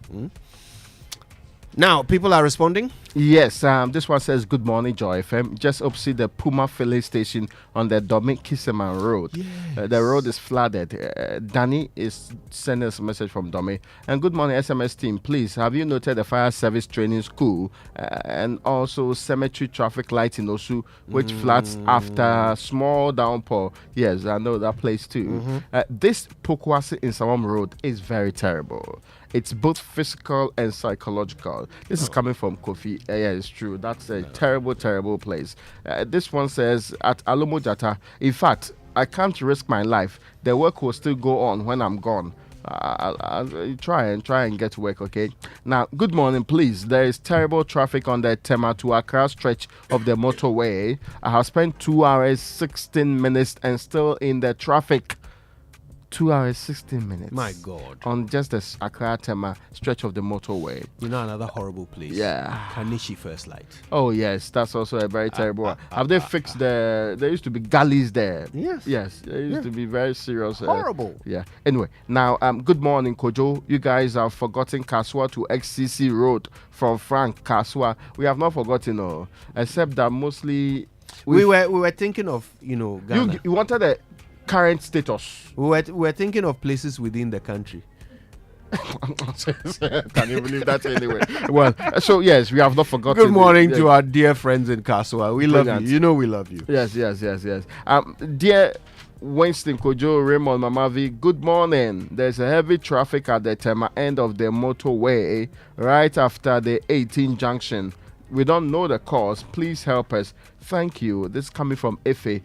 I'm sure the police and the other... Robert is saying that a trailer turned on his side. Wow. Oh, wow. So, I mean, security should be there to help pull that thing off the road so that people can... Even without that, there's some difficulty. So, please, let's give them some help. Please, there's heavy traffic on the motorway. Please alert the police. AC from Tema is the one sending us that message. I'm sure the Ghana Police Service has heard you clearly. They will certainly get the notification and move into action. Yes. IGP Dampari, who has not been suspended, he says clearly would get into action. Well. All right. Well, thanks for your tweets. Keep them coming. And your WhatsApp messages as well. 05511111997. You can send us a WhatsApp if you're having some difficulties with your commute this morning. Stay with us. All right, now Heritage Christian University College is set up to provide a missing link in tertiary education through creativity and innovation. The university has, since 2018, given a sum of over 450,000 Ghana cedis as startup grants to a number of its students to start their businesses. There is huge emphasis on entrepreneurship, technology, and practical learning with professional certification. Now, they are affiliated to KNUST and University of Cape Coast. They are accredited by GTech and they are in Amasaman behind the Olympic Stadium. Their undergraduate programs include BA in Psychology, BBA in Accounting and Finance, BBA in Logistics and Supply Chain Management, BBA in Accounting with Computing, as well as a BSc in Nursing, Business Information Technology and Information Security. Bachelor of Community Development and Theology are also available, among others. You can do a master's program. All you need to qualify to enter Heritage University is WASI, ABCE, GBCE, HND or diploma, or if you're a mature student, 25 years or above, you're in. You can call them on 054 7777 731, or you can try 020 22 9399. The website is hcuc.edu.gh.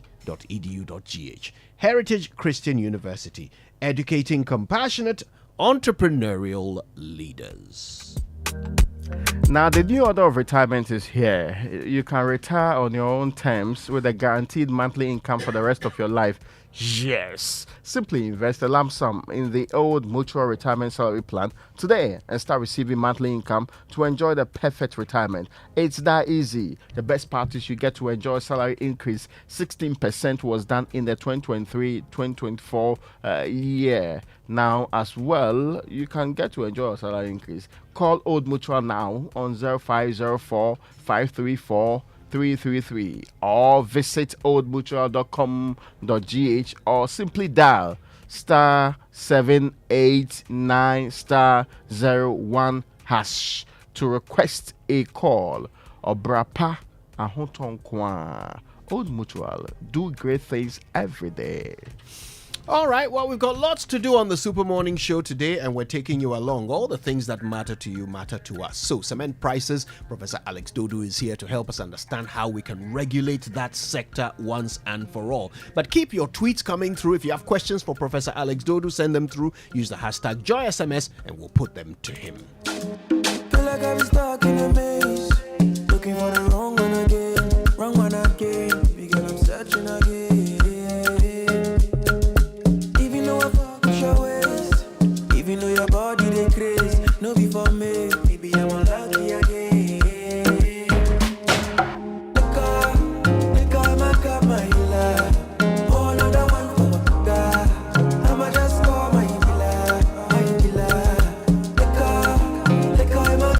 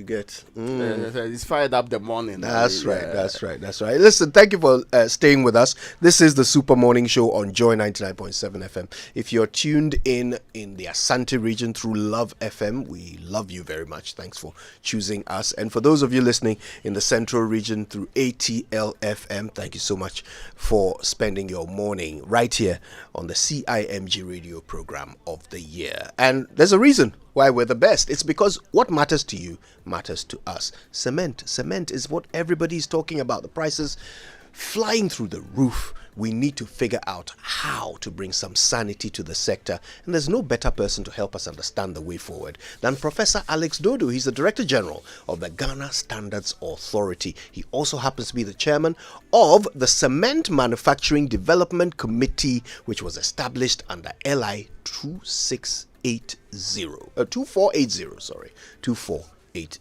Prof, what a pleasure. Good morning. Good to be back. Thank you very much. Good morning, Kojo. Yeah. Well, Prof and I, every time we get together, things happen. And look, today's conversation is important. Before we get into things, because we're going to take a break in just a moment. But one very quick thing I wanted to touch on before we get into things. The impression created is that the Minister of Trade is now seeking to regulate the sector, but that's not true. It's been regulated, hasn't it? Actually, Kojo, sadly, hitherto, there was no regulation for the cement sector. The entire industry, yeah. So basically, companies spring up, and there's no law restricting where they could be located and what they could do. And there are reminders on the Accra towards the Kaswa Road. I don't want to mention any names. There was no regulation. Amazing. But that was because there was only one major company that then, but now there are 14 players, and probably by the end of the year there may be 20 or more. But LI 2480 changes that completely. And yesterday I told the manufacturers that when you have not been regulated for years, then all of a sudden regulation comes. There is anxiety, there is fear, and then it shows in some of the statements and sentiments which have come out. Now, yesterday you met with them. Did they give you the price build up? Don't answer. We'll find out whether or not we now know what goes into the price of cement after these messages.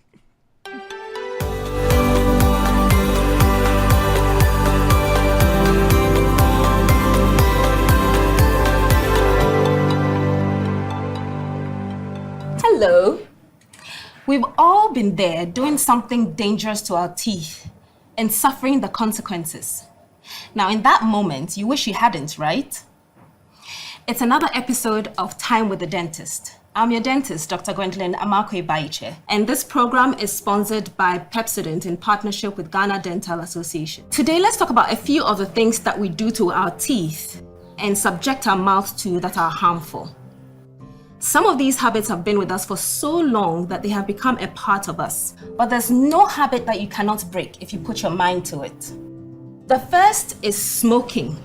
Smoking cigarette. Many of you, I'm sure, are aware of the harmful effect smoking cigarettes can have on the general health.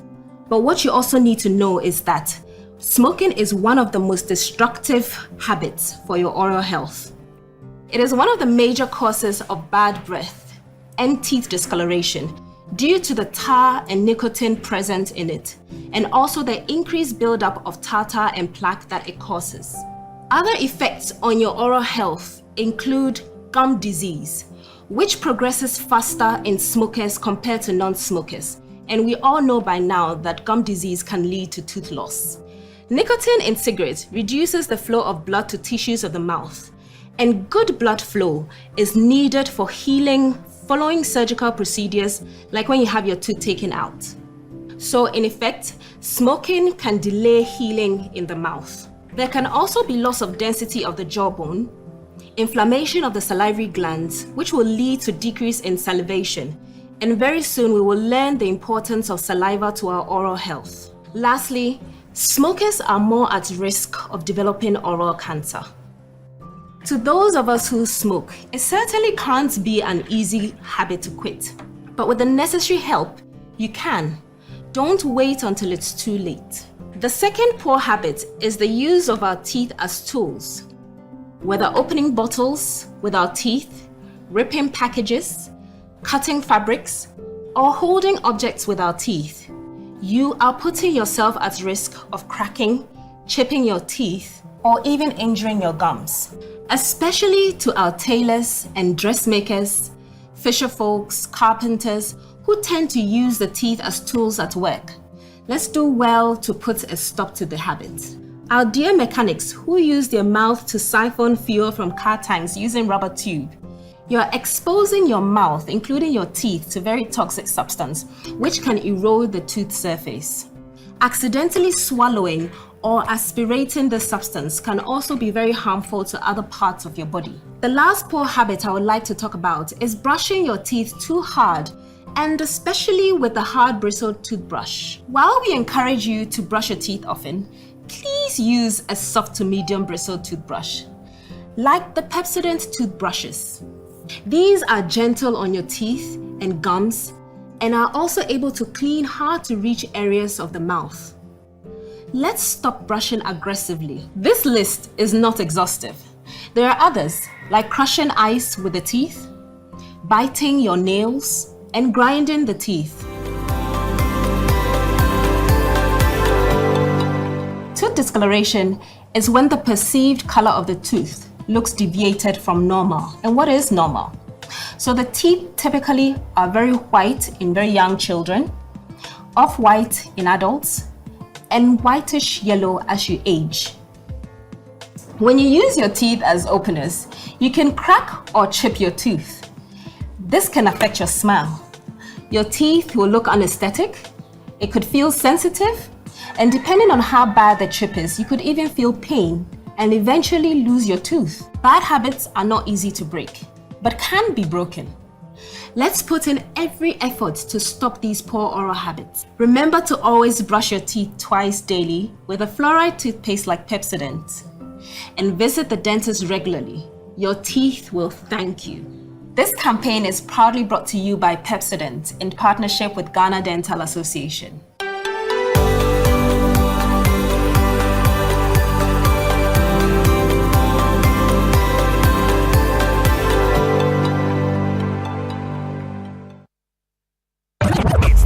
Action-packed breakfast show in town. The hottest music, the best giveaways, the great interviews, and all the laughter and fun you can imagine. Don't miss the Super Morning Show on Joy 99.7 FM. It's the best breakfast show in town.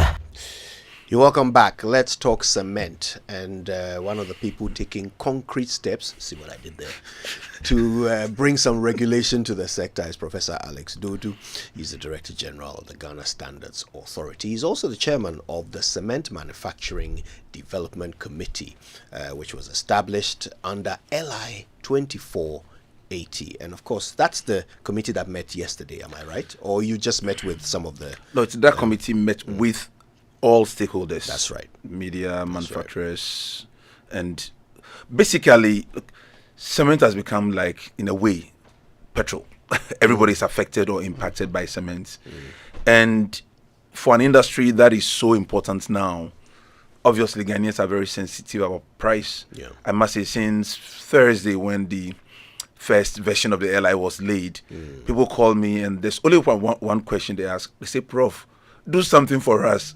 Cement, no walk us through. Let it come down. And I'm like, okay, I don't produce cement, but I believe that we are going on the right track. Right. At the end of the day, a strong level of transparency in the cost build-up of products benefits everybody. At the end of the day, consumers want to know whether their cement price is going up because the dollar has strengthened against the cedi, or whether there are other things going on. And in the end, the industry are agreed that that is the right thing to do. That's good news. Prof, before we get an answer to the question I asked before the break, let me just remind all of you that, look, this conversation is being had because of you. Okay, this affects you. So send through your questions, okay? You can either post on X, which is what we prefer, and use the hashtag JoySMS and post your questions, your thoughts, your views on this whole cement debacle. Or you can send us a WhatsApp, 055 1111 997. All right, Prof. Yesterday you sat with the people themselves. Did they give you the breakdown of the ex-factory price? With your permission, with your kind permission, I want to sort of situate it in a way to answer you. Okay. So this is what happened. The location of cement had been a problem. Factories spring up. And there was no law to specifically permit or not to permit you to have a cement factory. Right. So basically things were happening, and Parliament really got concerned that, wait a minute, as a country, you cannot situate a cement manufacturing plant next to a bakery and other things. So Parliament felt, what law can we use? So the Ghana Standards Authority Act provides a framework. So they laid an airline which says that you cannot even think of manufacturing cement unless, one, you register as a manufacturer. Then you are given a license to manufacture. This is all very new. So at the committee that I'm chairing, we said, how do we do it in practical terms and quickly and efficiently? But as part of that, Honorable Katie Amon did request that the committee should also consider pricing, because his worry were twofold. One, across the country, prices vary too much. And then two, prices seem to be always going up. And these two things tend to happen even though the demand or the supply of cement far outstrips the demand. I mean, we have the capacity more than twice what we need. So if it's purely demand and supply, then prices should fall. Prices are not falling, but more and more new entrants are coming in. So it's like, it must be a sweet soup. So let's know what goes in. After 5 meetings and the prices not coming out, the minister said, look, if companies will not do it voluntarily, I will resort to legislation, because that is the only tool available. And that is what led to the legislation for pricing.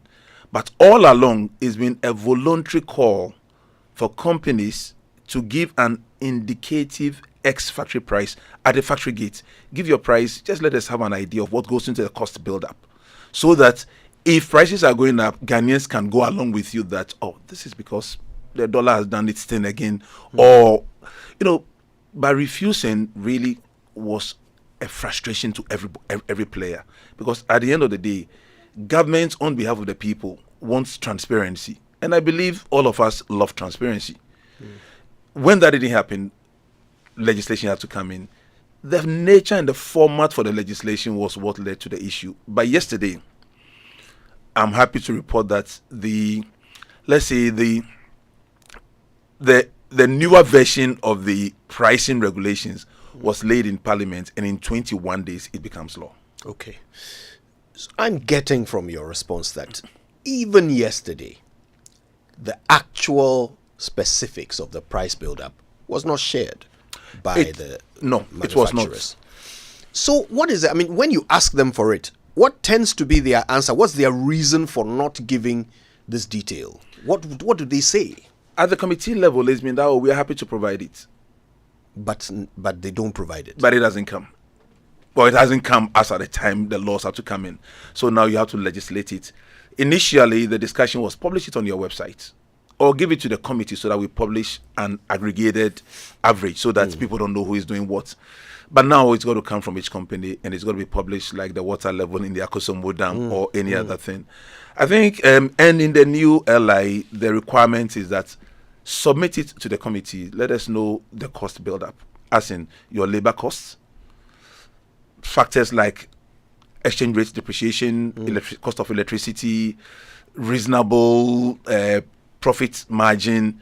We will never be able to know the true cost, because at the end of the day, they are businesses and they must make a fair return on investment. But the operative word is fair. Secondly, Ghanaians are now socialized to petrol prices going up in line with the dollar doing its own thing or other factors. So we believe that when that begins to happen and you have a transparent regime, Ghanaians will go along with you when prices increase. Yesterday, we made them aware that, look, cement affects all Ghanaians regardless of the party or the political party they support. So let's move this into something which affects people. In addition, because the moment you go into a pricing regime, the biggest fear is quality. And I don't like mixing the universes, but we've had enough concerns, so we have served notice that they should also expect that the quality of products on the market will be published. Some, if companies have to be stopped from producing, they will be stopped from producing. Because if we are in the pricing regime, there should be a basic assumption that the quality is the same. If the quality is not good, then we are in trouble. And current indication we have is that people are using unapproved materials, etc., etc. So, two-pronged approach: transparency in pricing and giving Ghanaians the assurance that the quality of products you buy are of the expected quality. If you just joined us, the voice you've been listening to is the voice of Professor Alex Dodoo. He's the Director General of the Ghana Standards Authority, currently seized by law with the regulation of the cement industry. Raymond and I are playing host to him. Yes, sir. And I've just seen the Ghana Standards Authority pricing of cement regulations. I just look for the purpose of the regulation, and it states here: the purpose of the regulation is to provide for 1, streamlining and regularizing of the pricing of cement for wholesale and retail distribution in the country. 2, the pricing of cement in the country in a fair and transparent manner. 3, the prevention of price gouging in the pricing of cement and the promotion of competitive practices within the cement industry.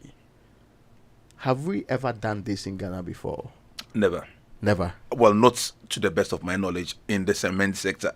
Which examples across the world did we learn from in putting this regulation together? So there are two things. I happen to have been the co-chairman for the Medicines Transparency Alliance way back in 2008. Yeah. Where we realized that prices of pharmaceuticals were just going up. I agree. So we had to sit and say, look, when there's transparency, things begin to work.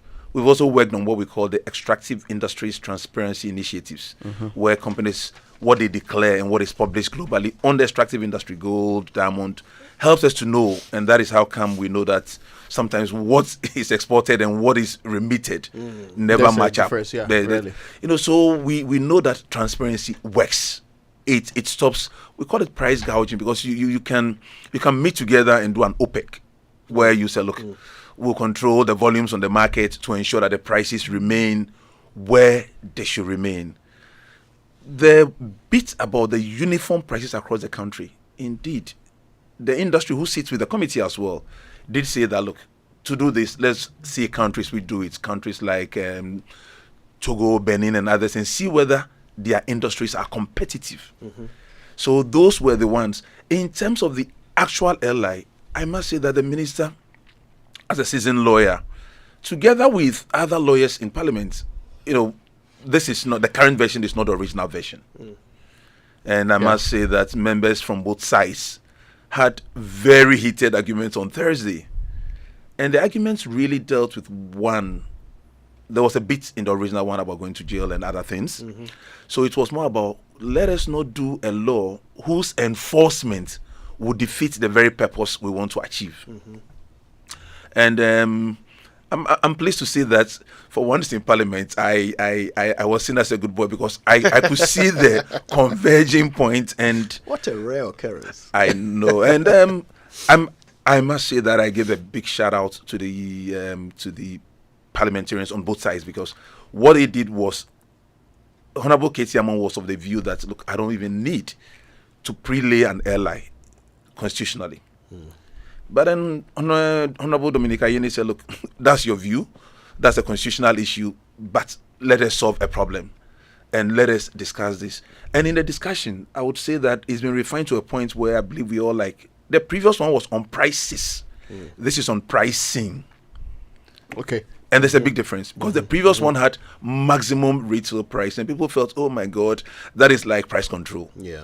Price control will create inspectors of prices, and usually when that happens, we who are supposed to inspect will go and then they look a few, and it creates a whole monster. But the pricing regulation focuses on ex-factory price, the determination, and the transparency in that. It takes away retailers who are also mandated to report, but the sanctions on them are very, very little.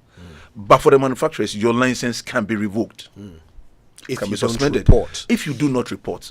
And what I am pushing for, as chairman of the cement manufacturing committee or the cement regulator, are two things: transparency in pricing and transparency in quality.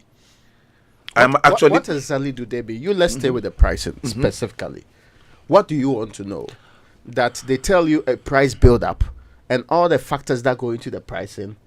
And if they tell you and you're unhappy with it, what will you do? What can you do? You publish it. When you publish it, January, all the companies are giving you their prices. February, they give you their price. You begin to see a trend.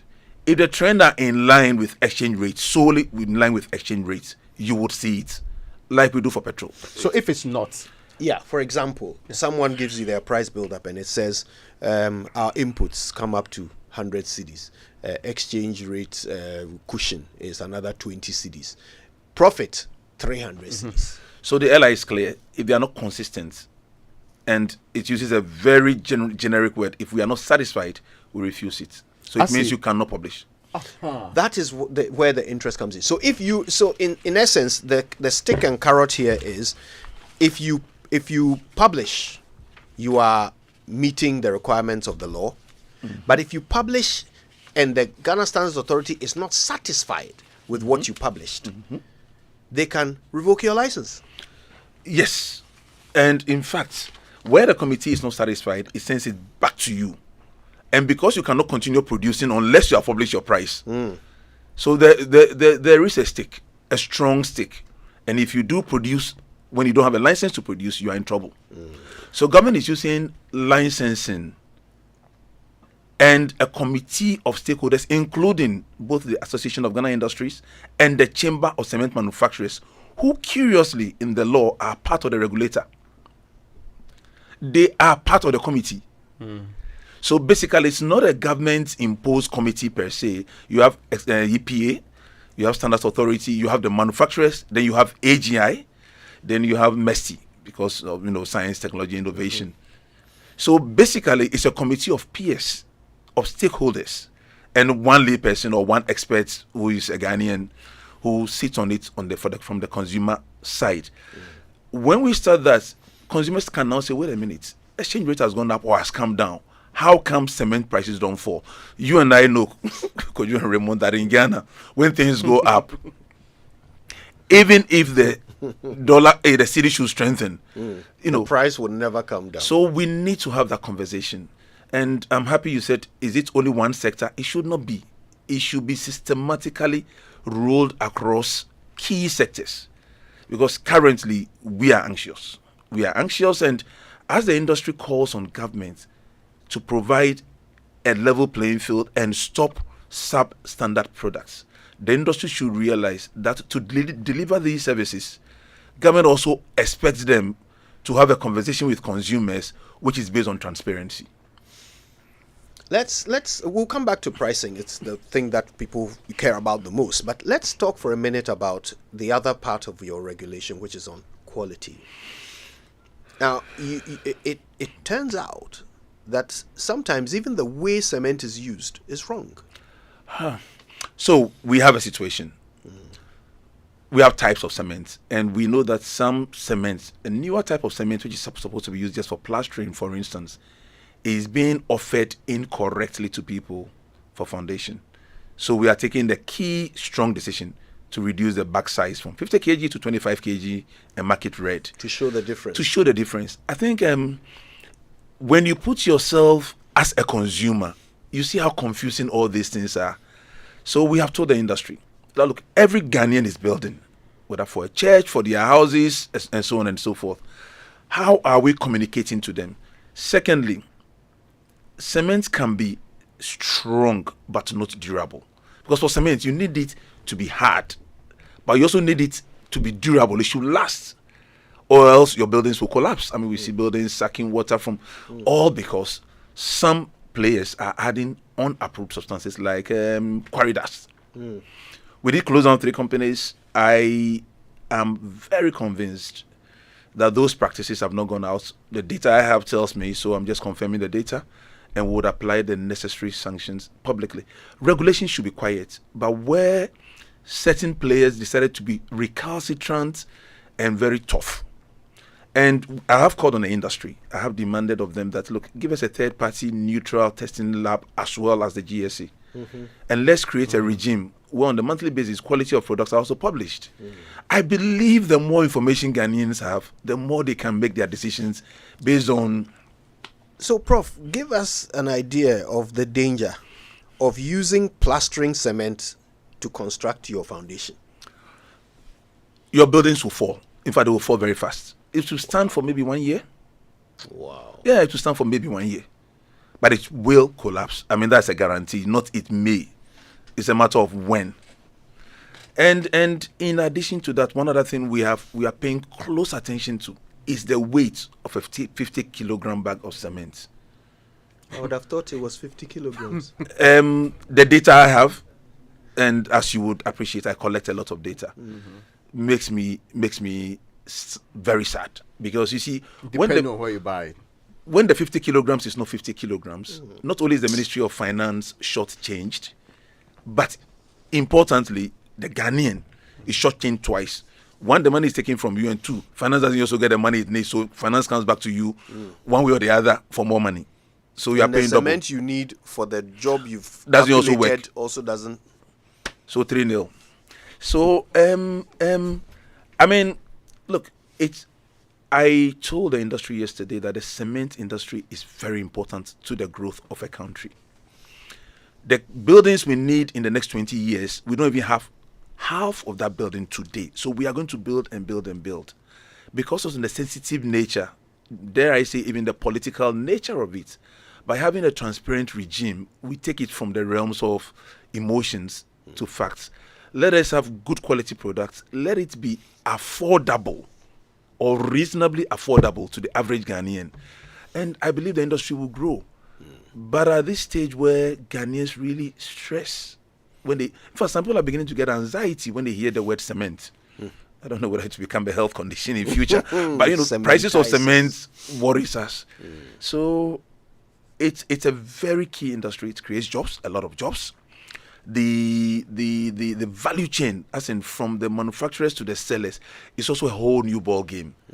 And people go for big loans to gauge on the price. So this is what is happening. People know that cement prices may go up, so they take a loan of 1 million. They buy maybe 50 trucks and pack and wait.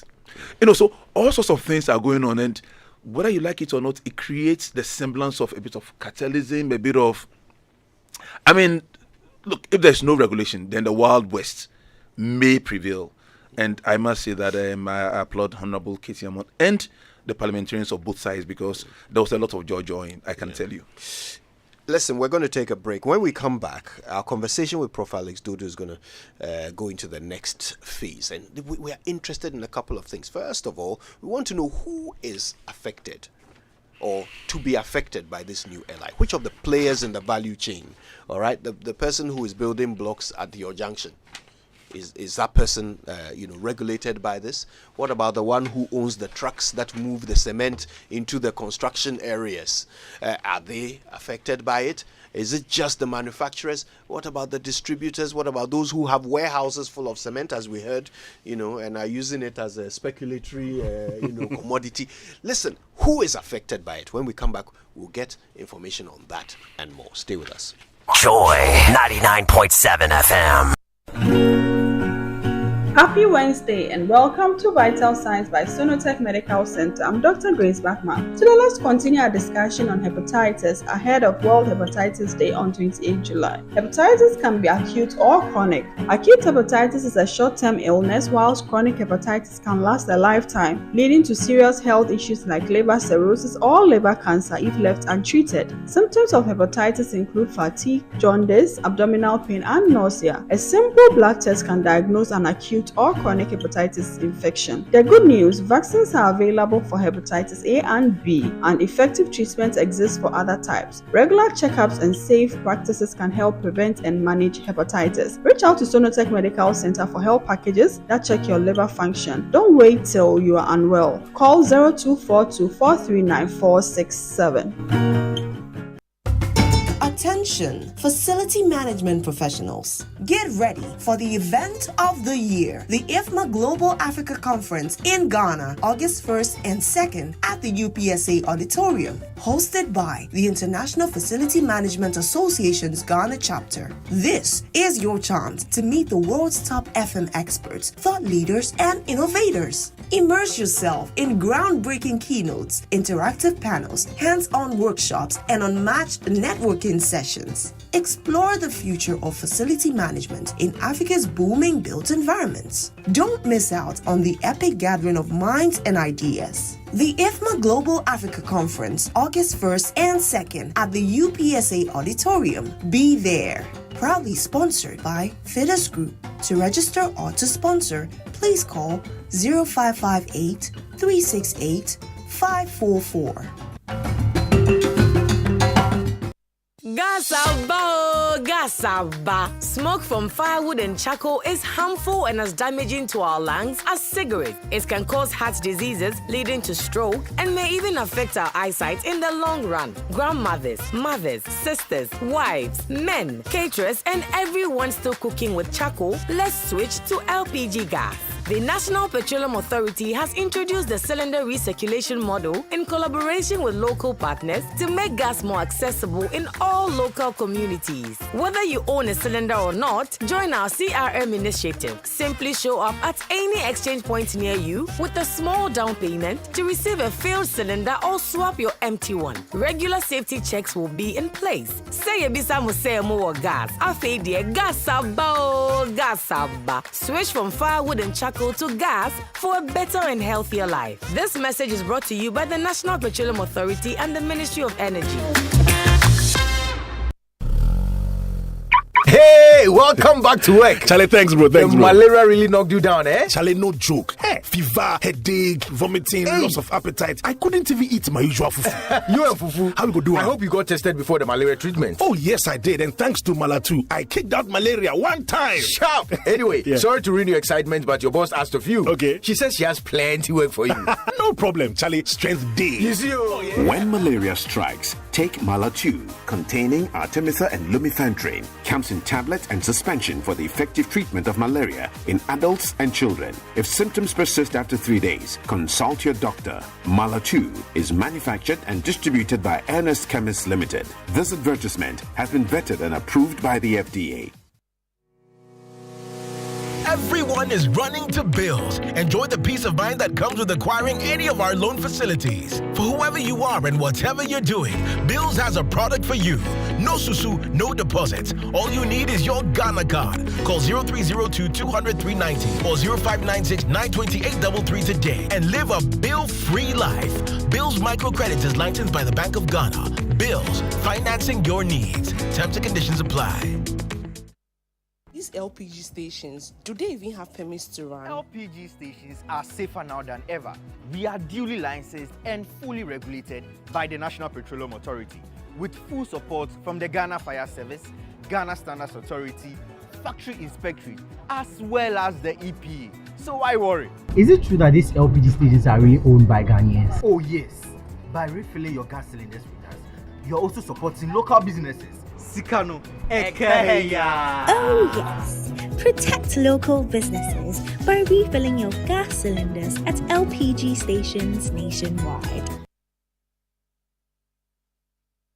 It's the most action-packed breakfast show in town. The hottest music, the best giveaways, the great interviews, and all the laughter and fun you can imagine. Don't miss the Super Morning Show on Joy 99.7 FM. It's the best breakfast show in town. It's 9:03. You're welcome back, and the conversation is very engaging and educative.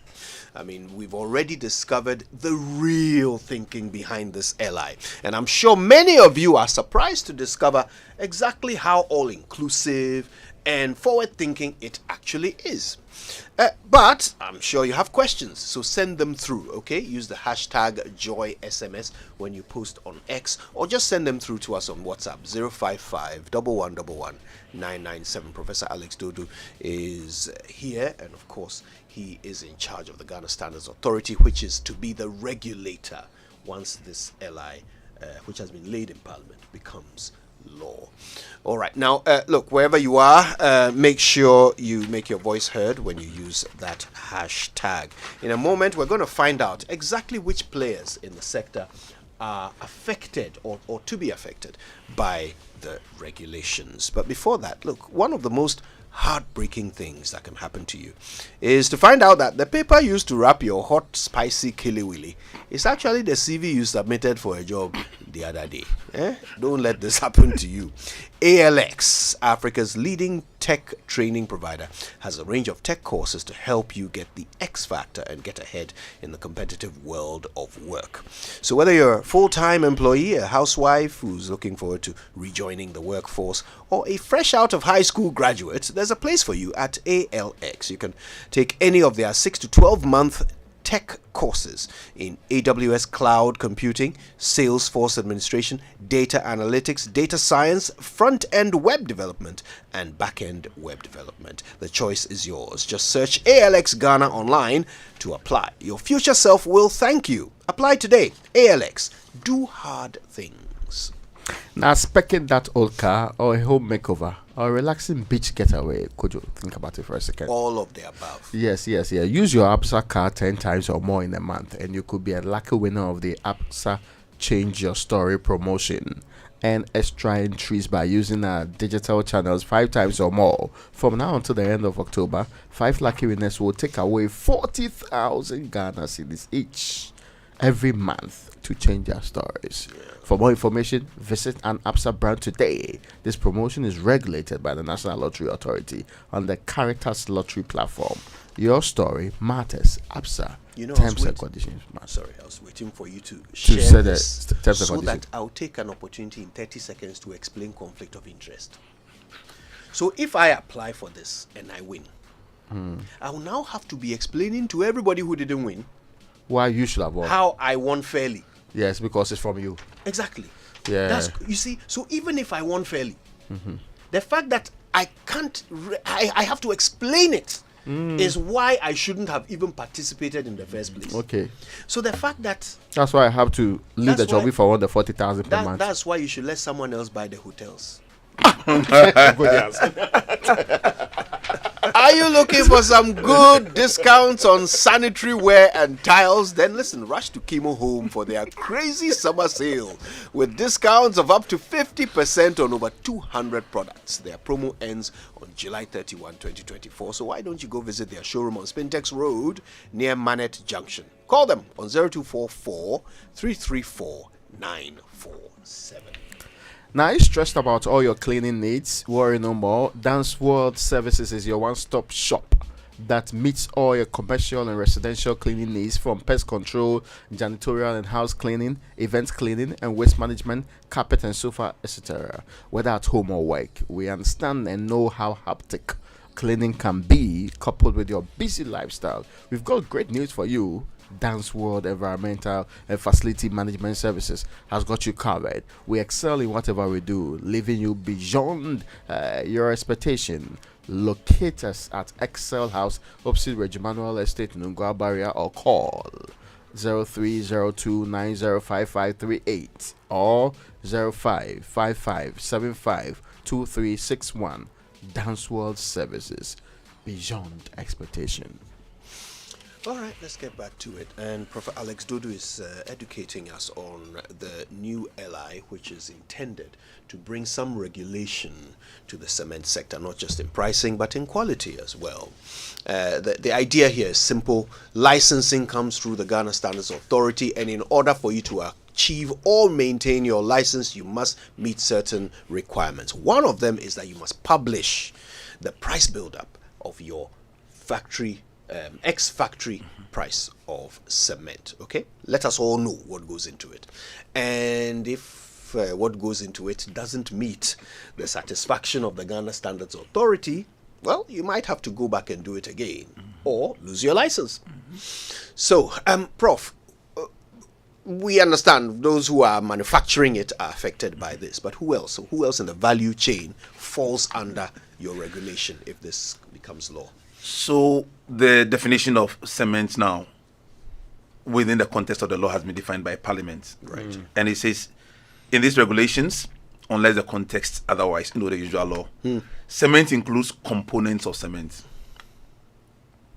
And I use the word components because those who are producing limestone, those who are producing, they will tell you that since people started using quarry dust, now nobody's coming to buy their limestone. In fact, you can always use proxy approaches to know what is going on in the industry. So they are not going there anymore. And when we closed down the companies, the prices of limestone started going up. Imagine. Yes, because now everybody. So cement components includes components of cement. And then the industry itself means the chain involved in production, bagging, distribution, and sale of cement.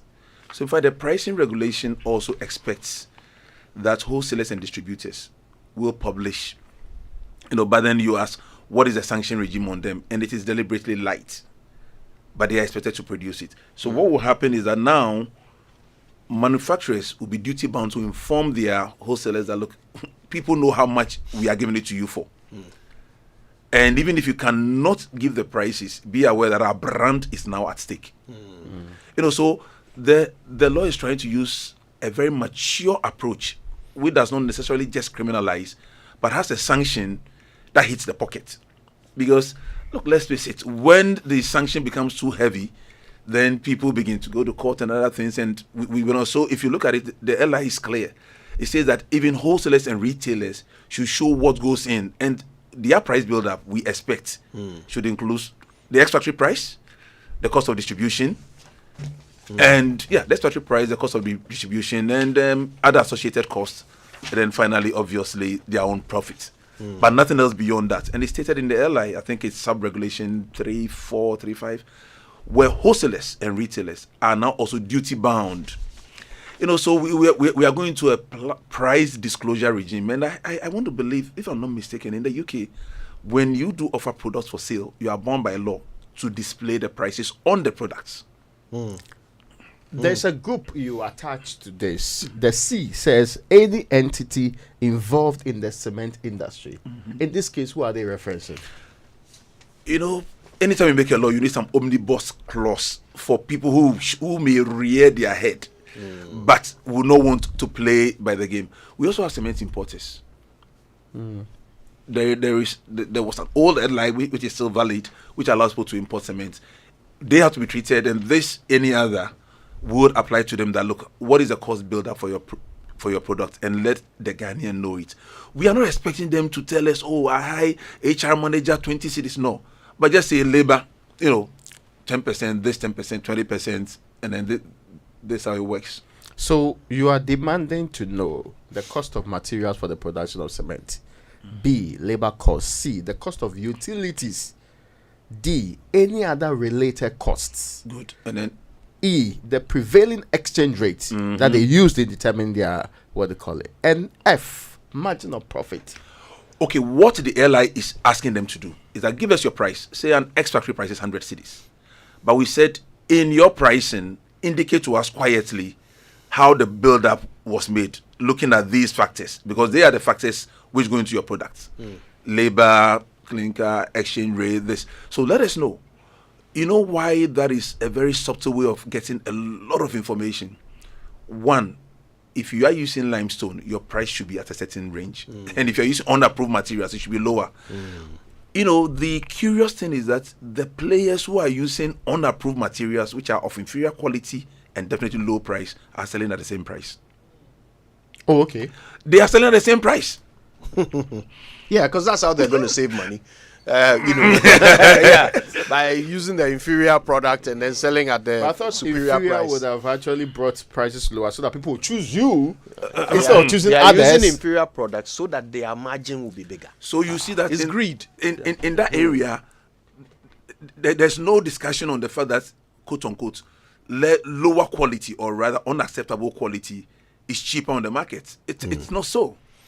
So how regularly, at what intervals will you require this information from the manufacturers? Monthly, on the monthly basis. What we do expect is that you are producing 3 types or 4 types of cement. Just say your ex-factory price is 90 cedis. In the first month, we interrogate it is all right. If it begins to change radically, the only question we are going to ask you is that what changed? And if the changes are explained by exchange rate fluctuations or utilities, it's easy. But if now they are beyond, and that is why we said that in the first few months, not much will happen. But within 3 months to 6 months, if the changes cannot be explained away, whatever your build-up is, if it cannot be explained away by exchange rate fluctuations or utility costs, the Ghanaian will ask you a question that, wait a minute, master, what is going on here?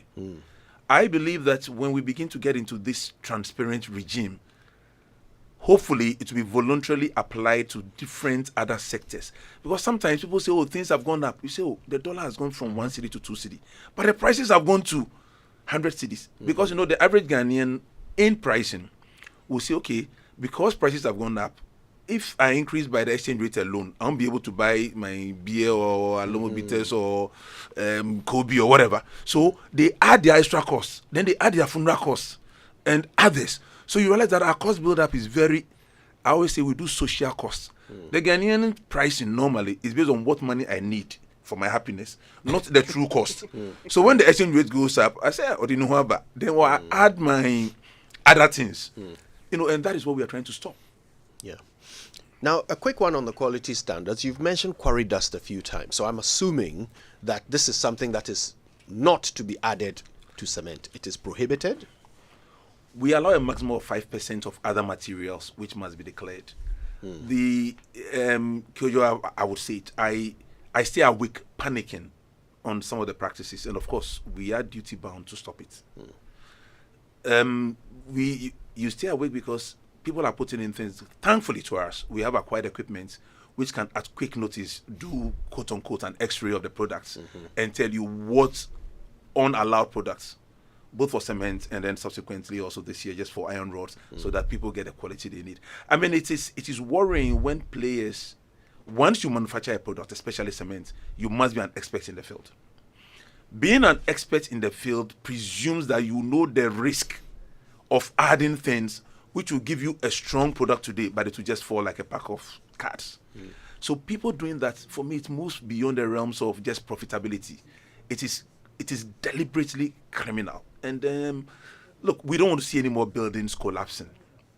You mentioned the issue of those who are producing blocks. We have started a voluntary scheme for the certification of concrete products. And across the country, companies are coming. But we are also determined to make it mandatory, because people are producing block with all sorts. And the block will look good. You plaster it, it looks nice. And when you paint a building, it's always beautiful. But, and all these have to take into consideration that whether we like it or not, our country, especially our capital, is an earthquake zone. The ground activity on a daily basis is high. Our ground is always moving. So having an earthquake is something that we should take as a given. So because of that as well, the quality should be there. But the fact that the quality should be there should not translate that the price should go up. I don't think good quality products are necessarily always expensive. They can be affordable. And that is why we are pushing for this, and we are passionate about that. Now, I remember when you put out a report on the quality of electrical cables, and the construction industry was really shocked to discover that there were pretty much only 2 companies in the whole country, Ghanaian companies, thank God, that were producing to the standard. What's the situation with the cement? Are they all now producing to the standard? What percentage would you say are meeting the mark? Giving percentages is tough, but because that will be the headline. So we've had traditional companies that we know, without mentioning their names, and they have played by the book because they also have huge brands to protect. We've had new entrants. Of the new entrants, I would say that about 50% have given us anxieties of the new entrants. The cement industry itself, one wonders how, despite the huge capacity to produce, which is 18 million metric tons, we're only producing just about 9. So I would say at least 70% are playing by the book. Okay. But if even 10% are not playing by the book, it's too in fact, 10% is 10% too much. Yeah. They should all play by the book. So what we've done is just to roll out our inspectors on them, We are spending quite a lot of money buying samples from the market regularly and testing them. But that's literally a heavy duty because cement is heavy and you've got to carry it and what you have to do. Let me ask about pozzolana cement and alternatives of that nature. I mean, how reliable are they, and does your regulation apply to them as well? It does, and in fact, I was going to come here with Professor Mark Bediakon. He's somewhere in the studio waiting.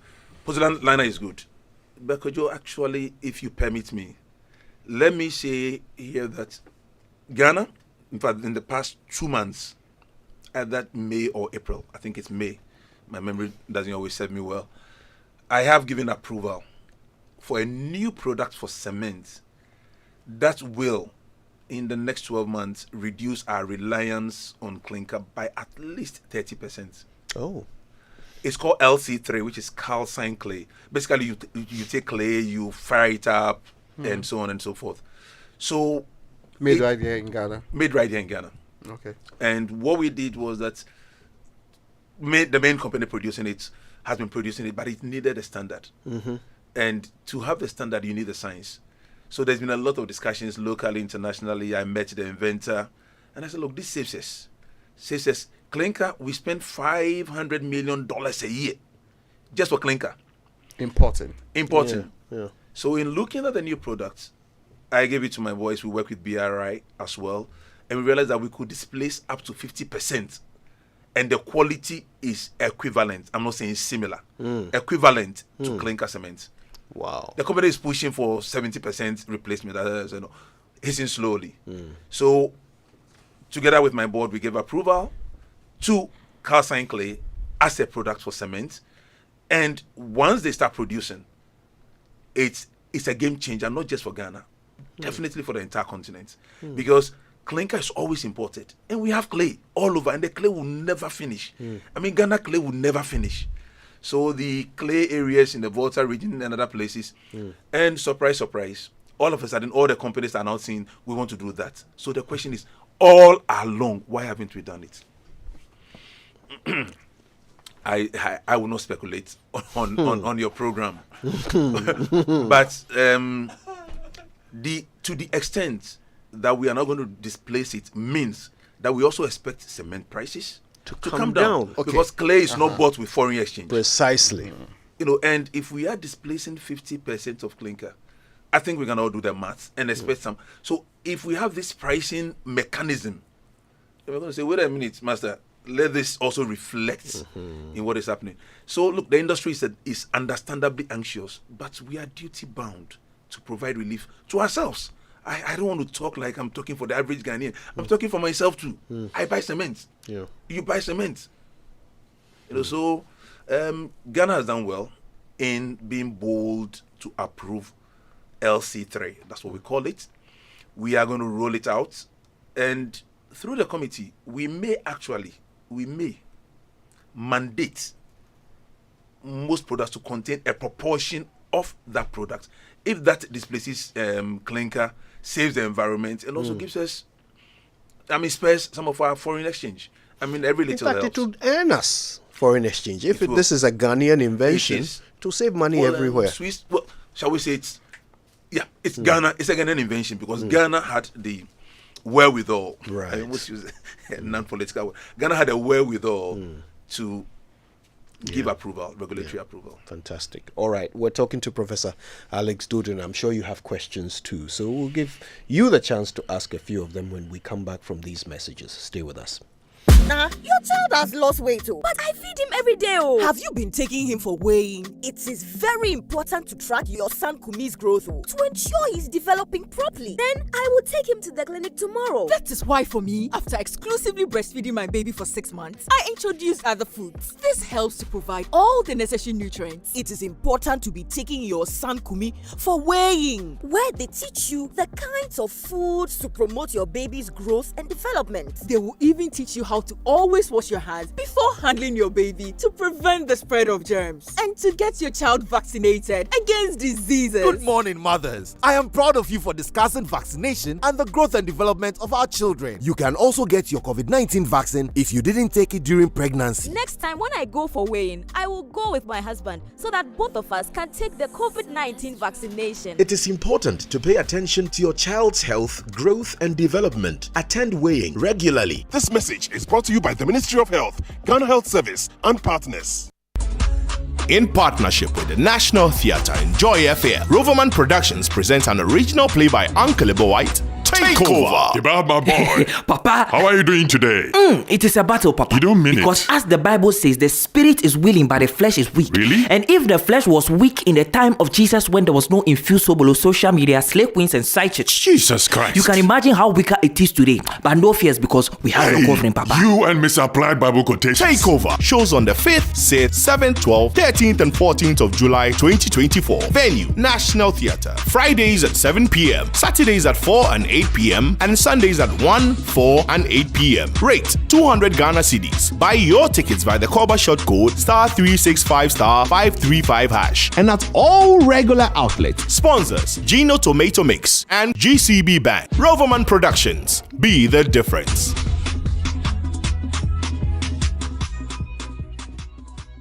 Ah, my little ones, gather around. Once upon a time in the heart of Accra, a man in his fancy car sought directions. But oh, the Ghanaian way. Hello, bro. Good afternoon. Can you please show me where the Presby Church is? Go straight. 10 left at the big mango tree with the broken branches with most of the mangoes falling. Ask there. Anybody will show you. And when the Black Stars take to the field, every Ghanaian becomes a coach. Ah,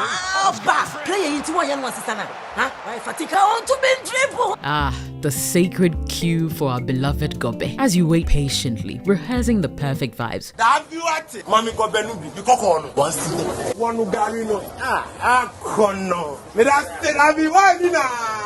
These, my dear ones, are some few moments that make our Ghana truly special. And as we share these stories, let us also remember a plate of lily rice, connecting our hearts through the flavors of our culture. Special moments are worth celebrating with lily rice. Lily rice, yenimno fritite. This advert is FDA approved. These LPG stations, do they even have permits to run? LPG stations are safer now than ever. We are duly licensed and fully regulated by the National Petroleum Authority, with full support from the Ghana Fire Service, Ghana Standards Authority, Factory Inspectorate, as well as the EPA. So why worry? Is it true that these LPG stations are really owned by Ghanaians? Oh yes. By refilling your gas cylinders with us, you're also supporting local businesses. Sikano Ekeya. Oh yes, protect local businesses by refilling your gas cylinders at LPG stations nationwide.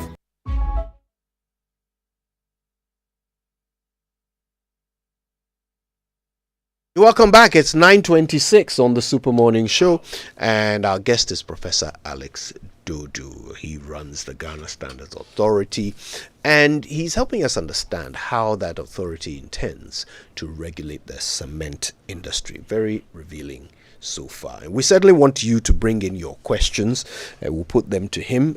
You can call us on 0302 216 541 or 055 1111 997. Now listen, we want everybody to have the opportunity to ask their questions and for Prof to answer them all. Okay, so you have 30 seconds. Please put your question or your comment into a 30-second submission, and I will time you so that others will have the chance to call as well. Kwame is calling us from Ashaliboche.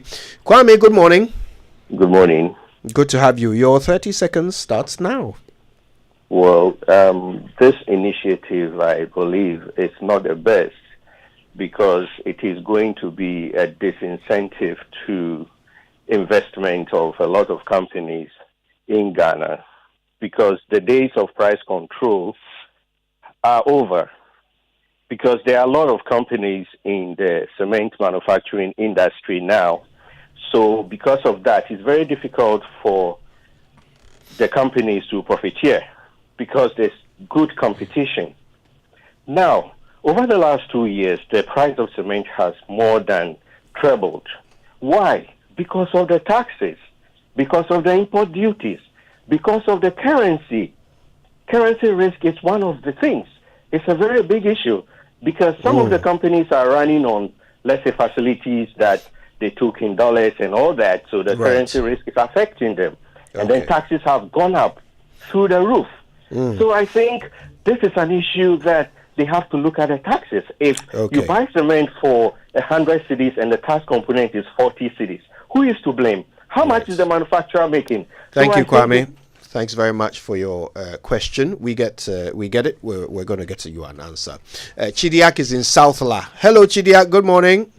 Yeah, good morning, Kojo. 30 seconds. Thank you. To Prof, how can the layman get to know that the cement he or she is buying is of a substandard? Thank you. Okay, good question. Thank you, Chidiak. And let's go now to Harrison. Harrison, good morning. Morning. Yes, where are you calling us from? My name is Harrison. I'm calling from Dodoo. 30 seconds. Okay. I want to congratulate GSA for this initiative, but I'll plead with them that after the cement manufacturing company, they should check the iron rods manufacturing companies. Do you know what they do? Tell me. Construction. They've reduced the size of iron rods. The quality of material used for iron rods have been lowered, and the prices keep going up. Even the length, iron rod supposed to be 30 feet. That's the length of each iron rod. But now it's not 30 feet. It's 28, 27. Wow. Okay. And so after cement, Mr. Dodoo should focus on iron rods manufacturing companies in Ghana. All right. Okay, we'll do that for you, Harrison. We'll get you an answer. You can call us too, 0302 216 541 055 1111 997. Here's Samuel. Good morning, Samuel. Good morning, sir. Where are you calling us from? Calling from Yaplaku. Excellent. All right, 30 seconds. Okay, so my concern goes to the trade minister. I want to know why he is not concerned about regulating tomatoes price. Tomatoes is more of an essential commodity than cement. And why his focus is on cement and not tomatoes price and other commodities that are high price in the market. Thank you. Okay, thank you, Samuel. And let's take a call from Emmanuel. Emmanuel happens to be calling us from Accra. Hi, Emmanuel. Good morning.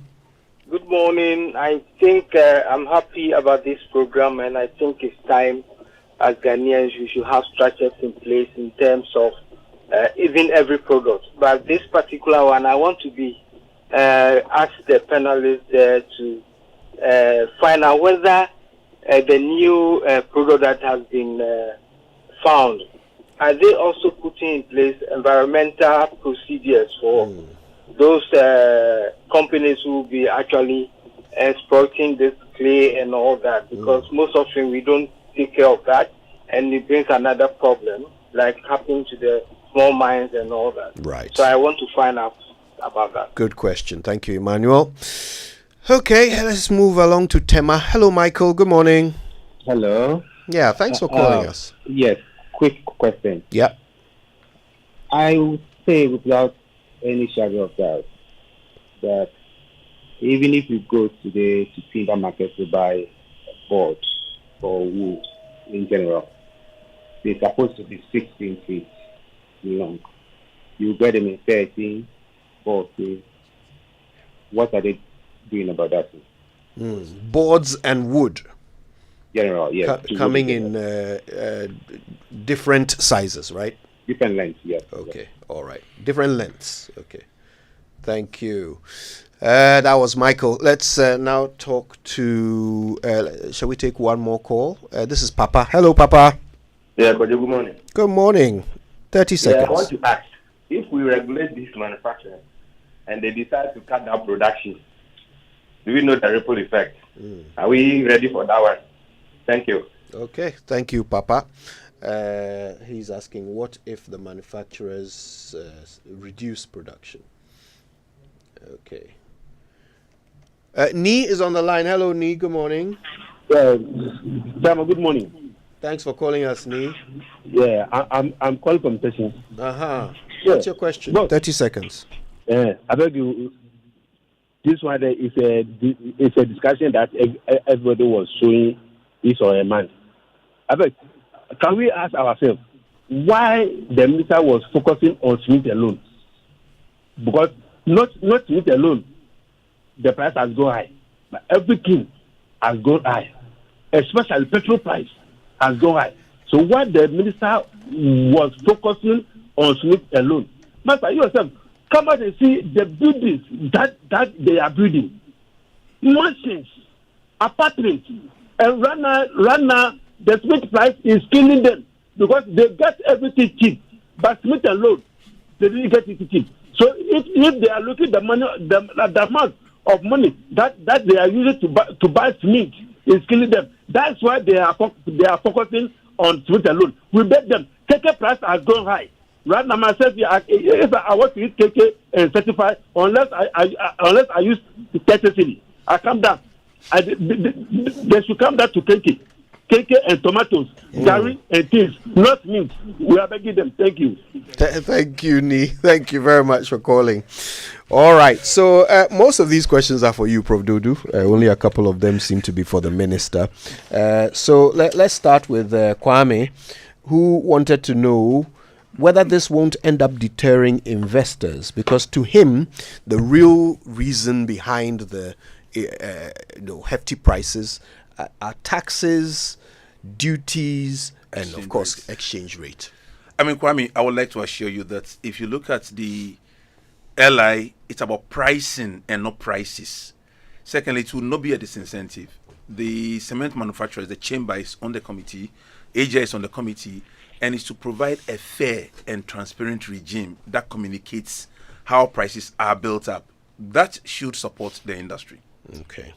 Now, Chidiak was very interested in all of the warnings about quality.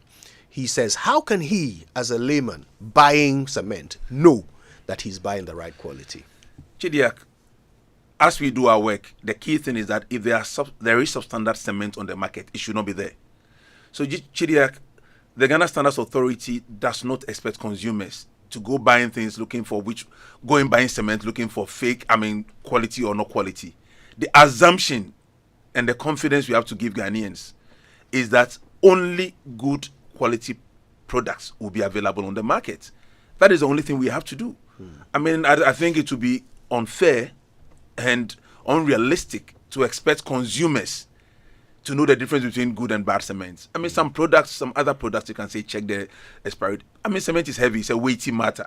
So our job is to ensure that only good products. And where we find products of unacceptable quality, we have to be very loud in making Ghanaians aware so that you do not patronize them. That does mean that we should be quite alert, because you've explained that at the moment you can vouch for about 70% of what is on the market, right?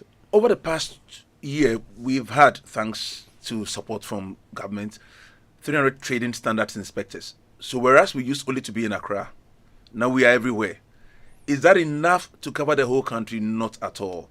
But these are 300 young men and women we didn't have who know what to look out for, pick samples, bring it to us for testing. And indeed, in the new LI, the manufacturers also pay for the cost of surveillance. Because it will cost money to go around the country. And I would say at least 2 companies have also now procured equipment for us. We are yet to receive them to help us in checking the quality. Because within the industry now, the rigorous players want to be sure that those not playing by the rules are fished out. If that happens also, consumers benefit because they get a bigger share and hopefully prices will fall. Right. Okay. Harrison says, look, check iron rods as well. He talks about how they are selling smaller and shorter iron rods of poorer quality, but the price keeps going up.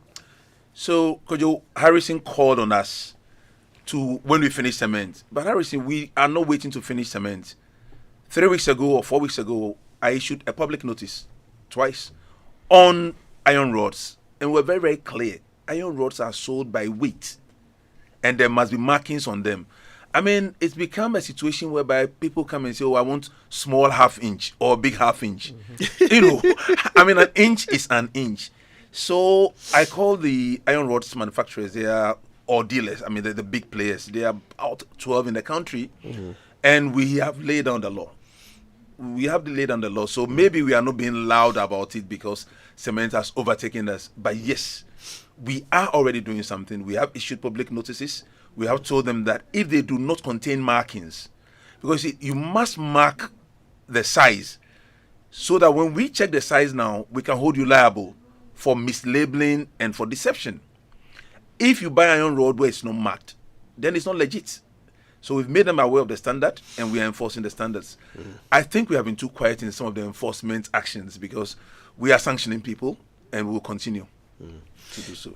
Now, this next question was meant for the trade minister, but maybe you can give us some insight from the standards perspective. Why are we not regulating tomatoes, which to us is a more essential, commodity than cement? It's interesting, but you realize in Ghana we do have the Sale of Goods Act. Yes. Where the Minister of Trade could use.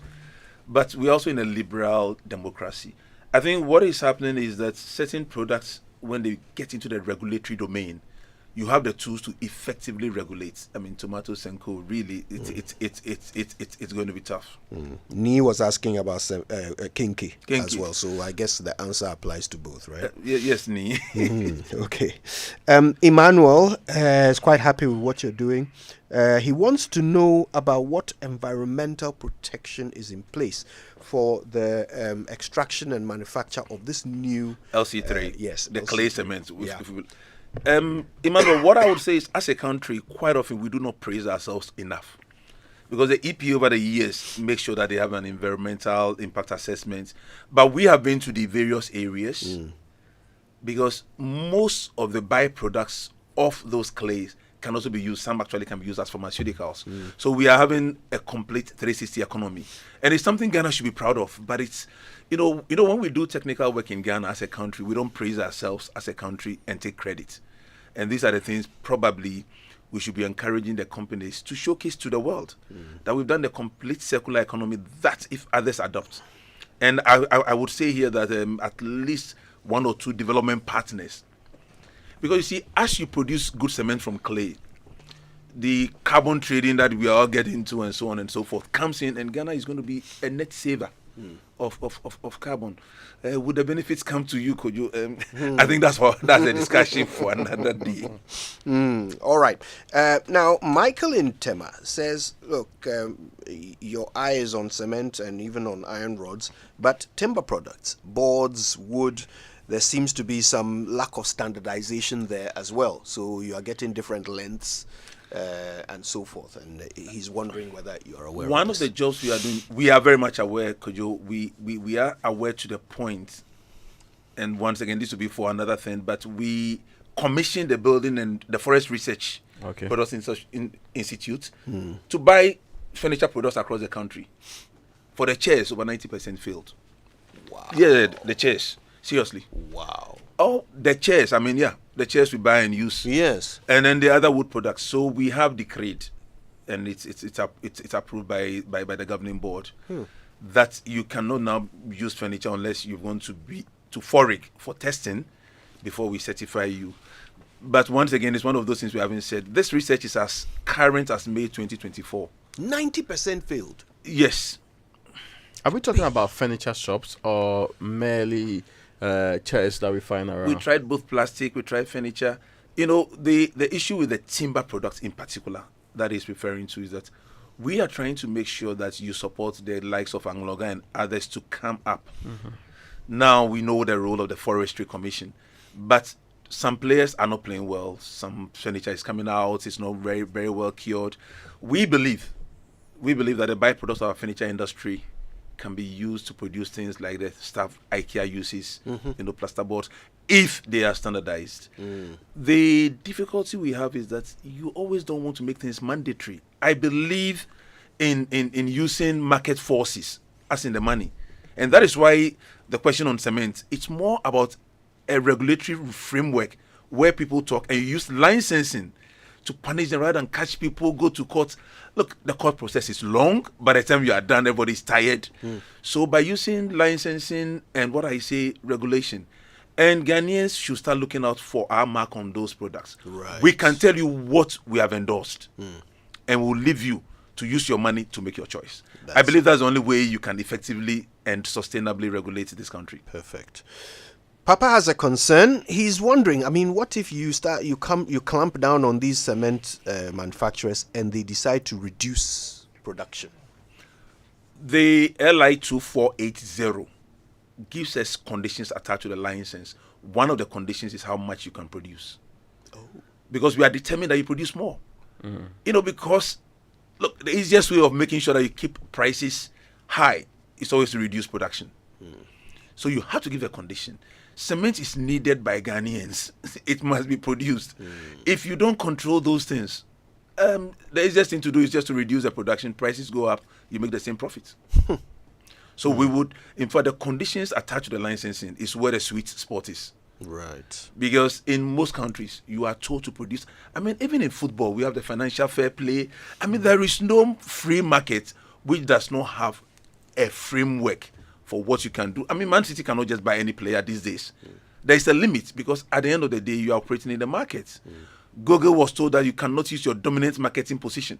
MTN a few years ago was told you cannot reduce data prices. So they cannot just reduce production if they want to produce here. And of course, in order to insist that they continue to produce, it's important to know their cost of production. Exactly. So that your insistence is not unfair.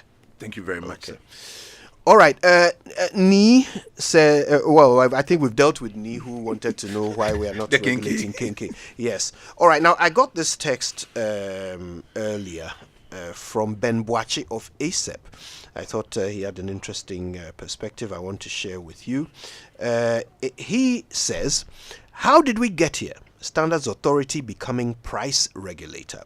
They are creating a job for some committee at our expense when there is no need. The real value of cement today is better than it was 5 years ago. So they should check the fundamentals and not skirt the issue. If the trend of exchange rate movement and cement prices are in the same direction, then the problem is obvious. Ben Boachi, thank you very much for your comments. Indeed, I must say that Franklin Kujo FC also published a similar thing. Ben, the committee is not a standards authority committee or made up of standards authority. It's made up of the industry. How did we get here? We got here because the cement industry is not being regulated, was not being regulated. The minister used the provisions of the new Ghana Standards Authority Act to have legislation to regulate the cement industry. So the industry is now being regulated. Maybe the name committee sounds very much within the socialist realm. Committee. But it is the regulator. And that regulator, hosted by the Standards Authority, includes industry. Ben, I would also like to let you know that, yes, from the data we have, there's a positive relationship between the exchange rate and the ex-factory price of cement. But unfortunately, in between that correlation, there's a gap. And that is what we are trying to explain by understanding that if the exchange rate goes up, yes, prices will be expected to go up. But is it in line with what we expect, all other factors considered? So once again, Ben, just like, coming from ASEP, you know very well about the petroleum industry. We are trying to create a similar mechanism. And Honorable Katie has used that. His experience in the energy ministry makes him realize that when you operate that transparent mechanism, consumers are carried along. So prices may not fall if we don't do something about whether the materials we use or the exchange rate, but at least consumers are carried along. So it's a mechanism we are talking about and not fixing prices. Yeah. Prof. Alex Dodoo, this has been fascinating, as we expected it to be. We are so grateful to you for your time with us this morning. We will be keeping an eye on how things develop in this sector, since it does affect us all. So no doubt this is the first of many conversations. Thanks once again for your time with us. Thank you very much, Kojo, and thanks, Raymond. Thanks for providing a concrete solution. As to quote your words, Kojo, you said we are going to look for concrete steps. Yeah. You said you are going to look for concrete steps to solve the cement problem. So thanks for the concrete steps from Joy FM to solving the cement issue. Yeah, Professor Alex Dodoo is the Director General of the Ghana Standards Authority. He also is the Chairman of the Cement Manufacturing Development Committee, which has been established under the LI 2480. All right, we're taking a break. We're back with more after these. Joy, Joy, Joy FM. I love this station. At the peak of her career, she slapped with the worst nightmare of her life. Faced with her biggest decision ever, a strange anonymous caller into a radio show hurls events into an unimaginable turn. This July, Covenances in the Pants of a Woman is coming back. By popular request, Scribe Productions in partnership with Joy FM presents Ghana's first ever original musical on rape. In the Pants of a Woman shows on Saturday, 20th July 2024 at the National Theatre. First show 3 p.m. Second show 7 p.m. Rate is 150 Ghana cedis single, 250 Ghana cedis double, and 650 Ghana cedis for buddies of 5. Dial *844*300# to grab your tickets now. Contact 054-609-8082. Sponsors: Foodstuff Home, Curves and Brushes, Timex Printech, and Sweet Melodies FM. So do you like it playing? I loved it. Out of 1 to 10. Oh, 10. Get your tickets now. In the Pants of a Woman. If home is where the heart is, then let's go home. Shall we? Let's go where the entertainment is. Where the passion is. Where the laughter is. And sometimes even the tears too. Let's go where we feel safe enough to share our opinions. And send tweets. Where we do that embarrassing little dance to our favorite song. Let's go home where the love, the care, and the joy live. There's no place like home. Connect your home to super fast internet with affordable data bundles from MTN Home. Visit broadband.mtn.com.gh or your My MTN app to sign up today. MTN.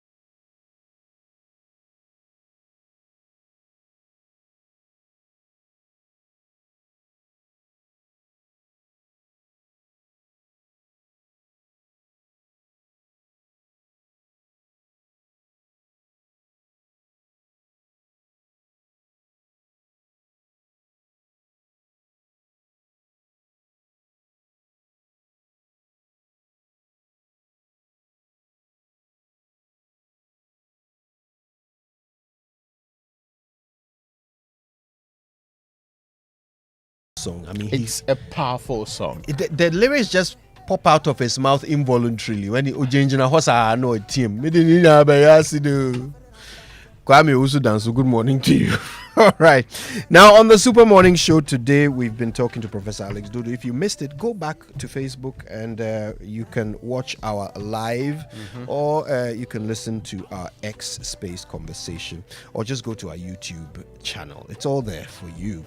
In the meantime, though, Kingdom Books and Stationery Limited invites you warmly to their website, kingdomstoreonline.com, where you can buy the best quality office essentials, equipment, furniture, and stationery at wonderful prices. You can pay via Momo across all networks, and they'll deliver to your home or office in very good time.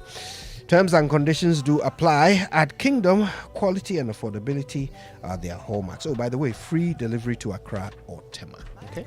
Now, Rovan Productions, in partnership with the National Theatre, presents an original Uncle White play. This is titled Takeover. There is total panic and chaos when Apostle Gideon returns from surgery. His daughter Mary sparks uproar on social media with explicit videos, while within his own church, two of his subordinates orchestrate a takeover. How will he remain? How will he reclaim her tarnished reputation and confront the wolves disguised as sheep within his flock? Now, Takeover intricately weaves a tale of greed, integrity, and the unwavering love of a father for his wayward child. The play shows on the 5th, the 6th, the 7th, the 12th, the 13th, and the 14th of July. Now, this weekend, it starts this weekend, right? Yeah, and that's Friday. On Friday, one show at 7 p.m. On Saturday, 2 shows, 4 p.m. and 8 p.m. And on Sundays, there will be 3 shows, 1 p.m., 4 p.m., and 8 p.m. This is happening at the National Theatre for a cool 200 Ghana cedi.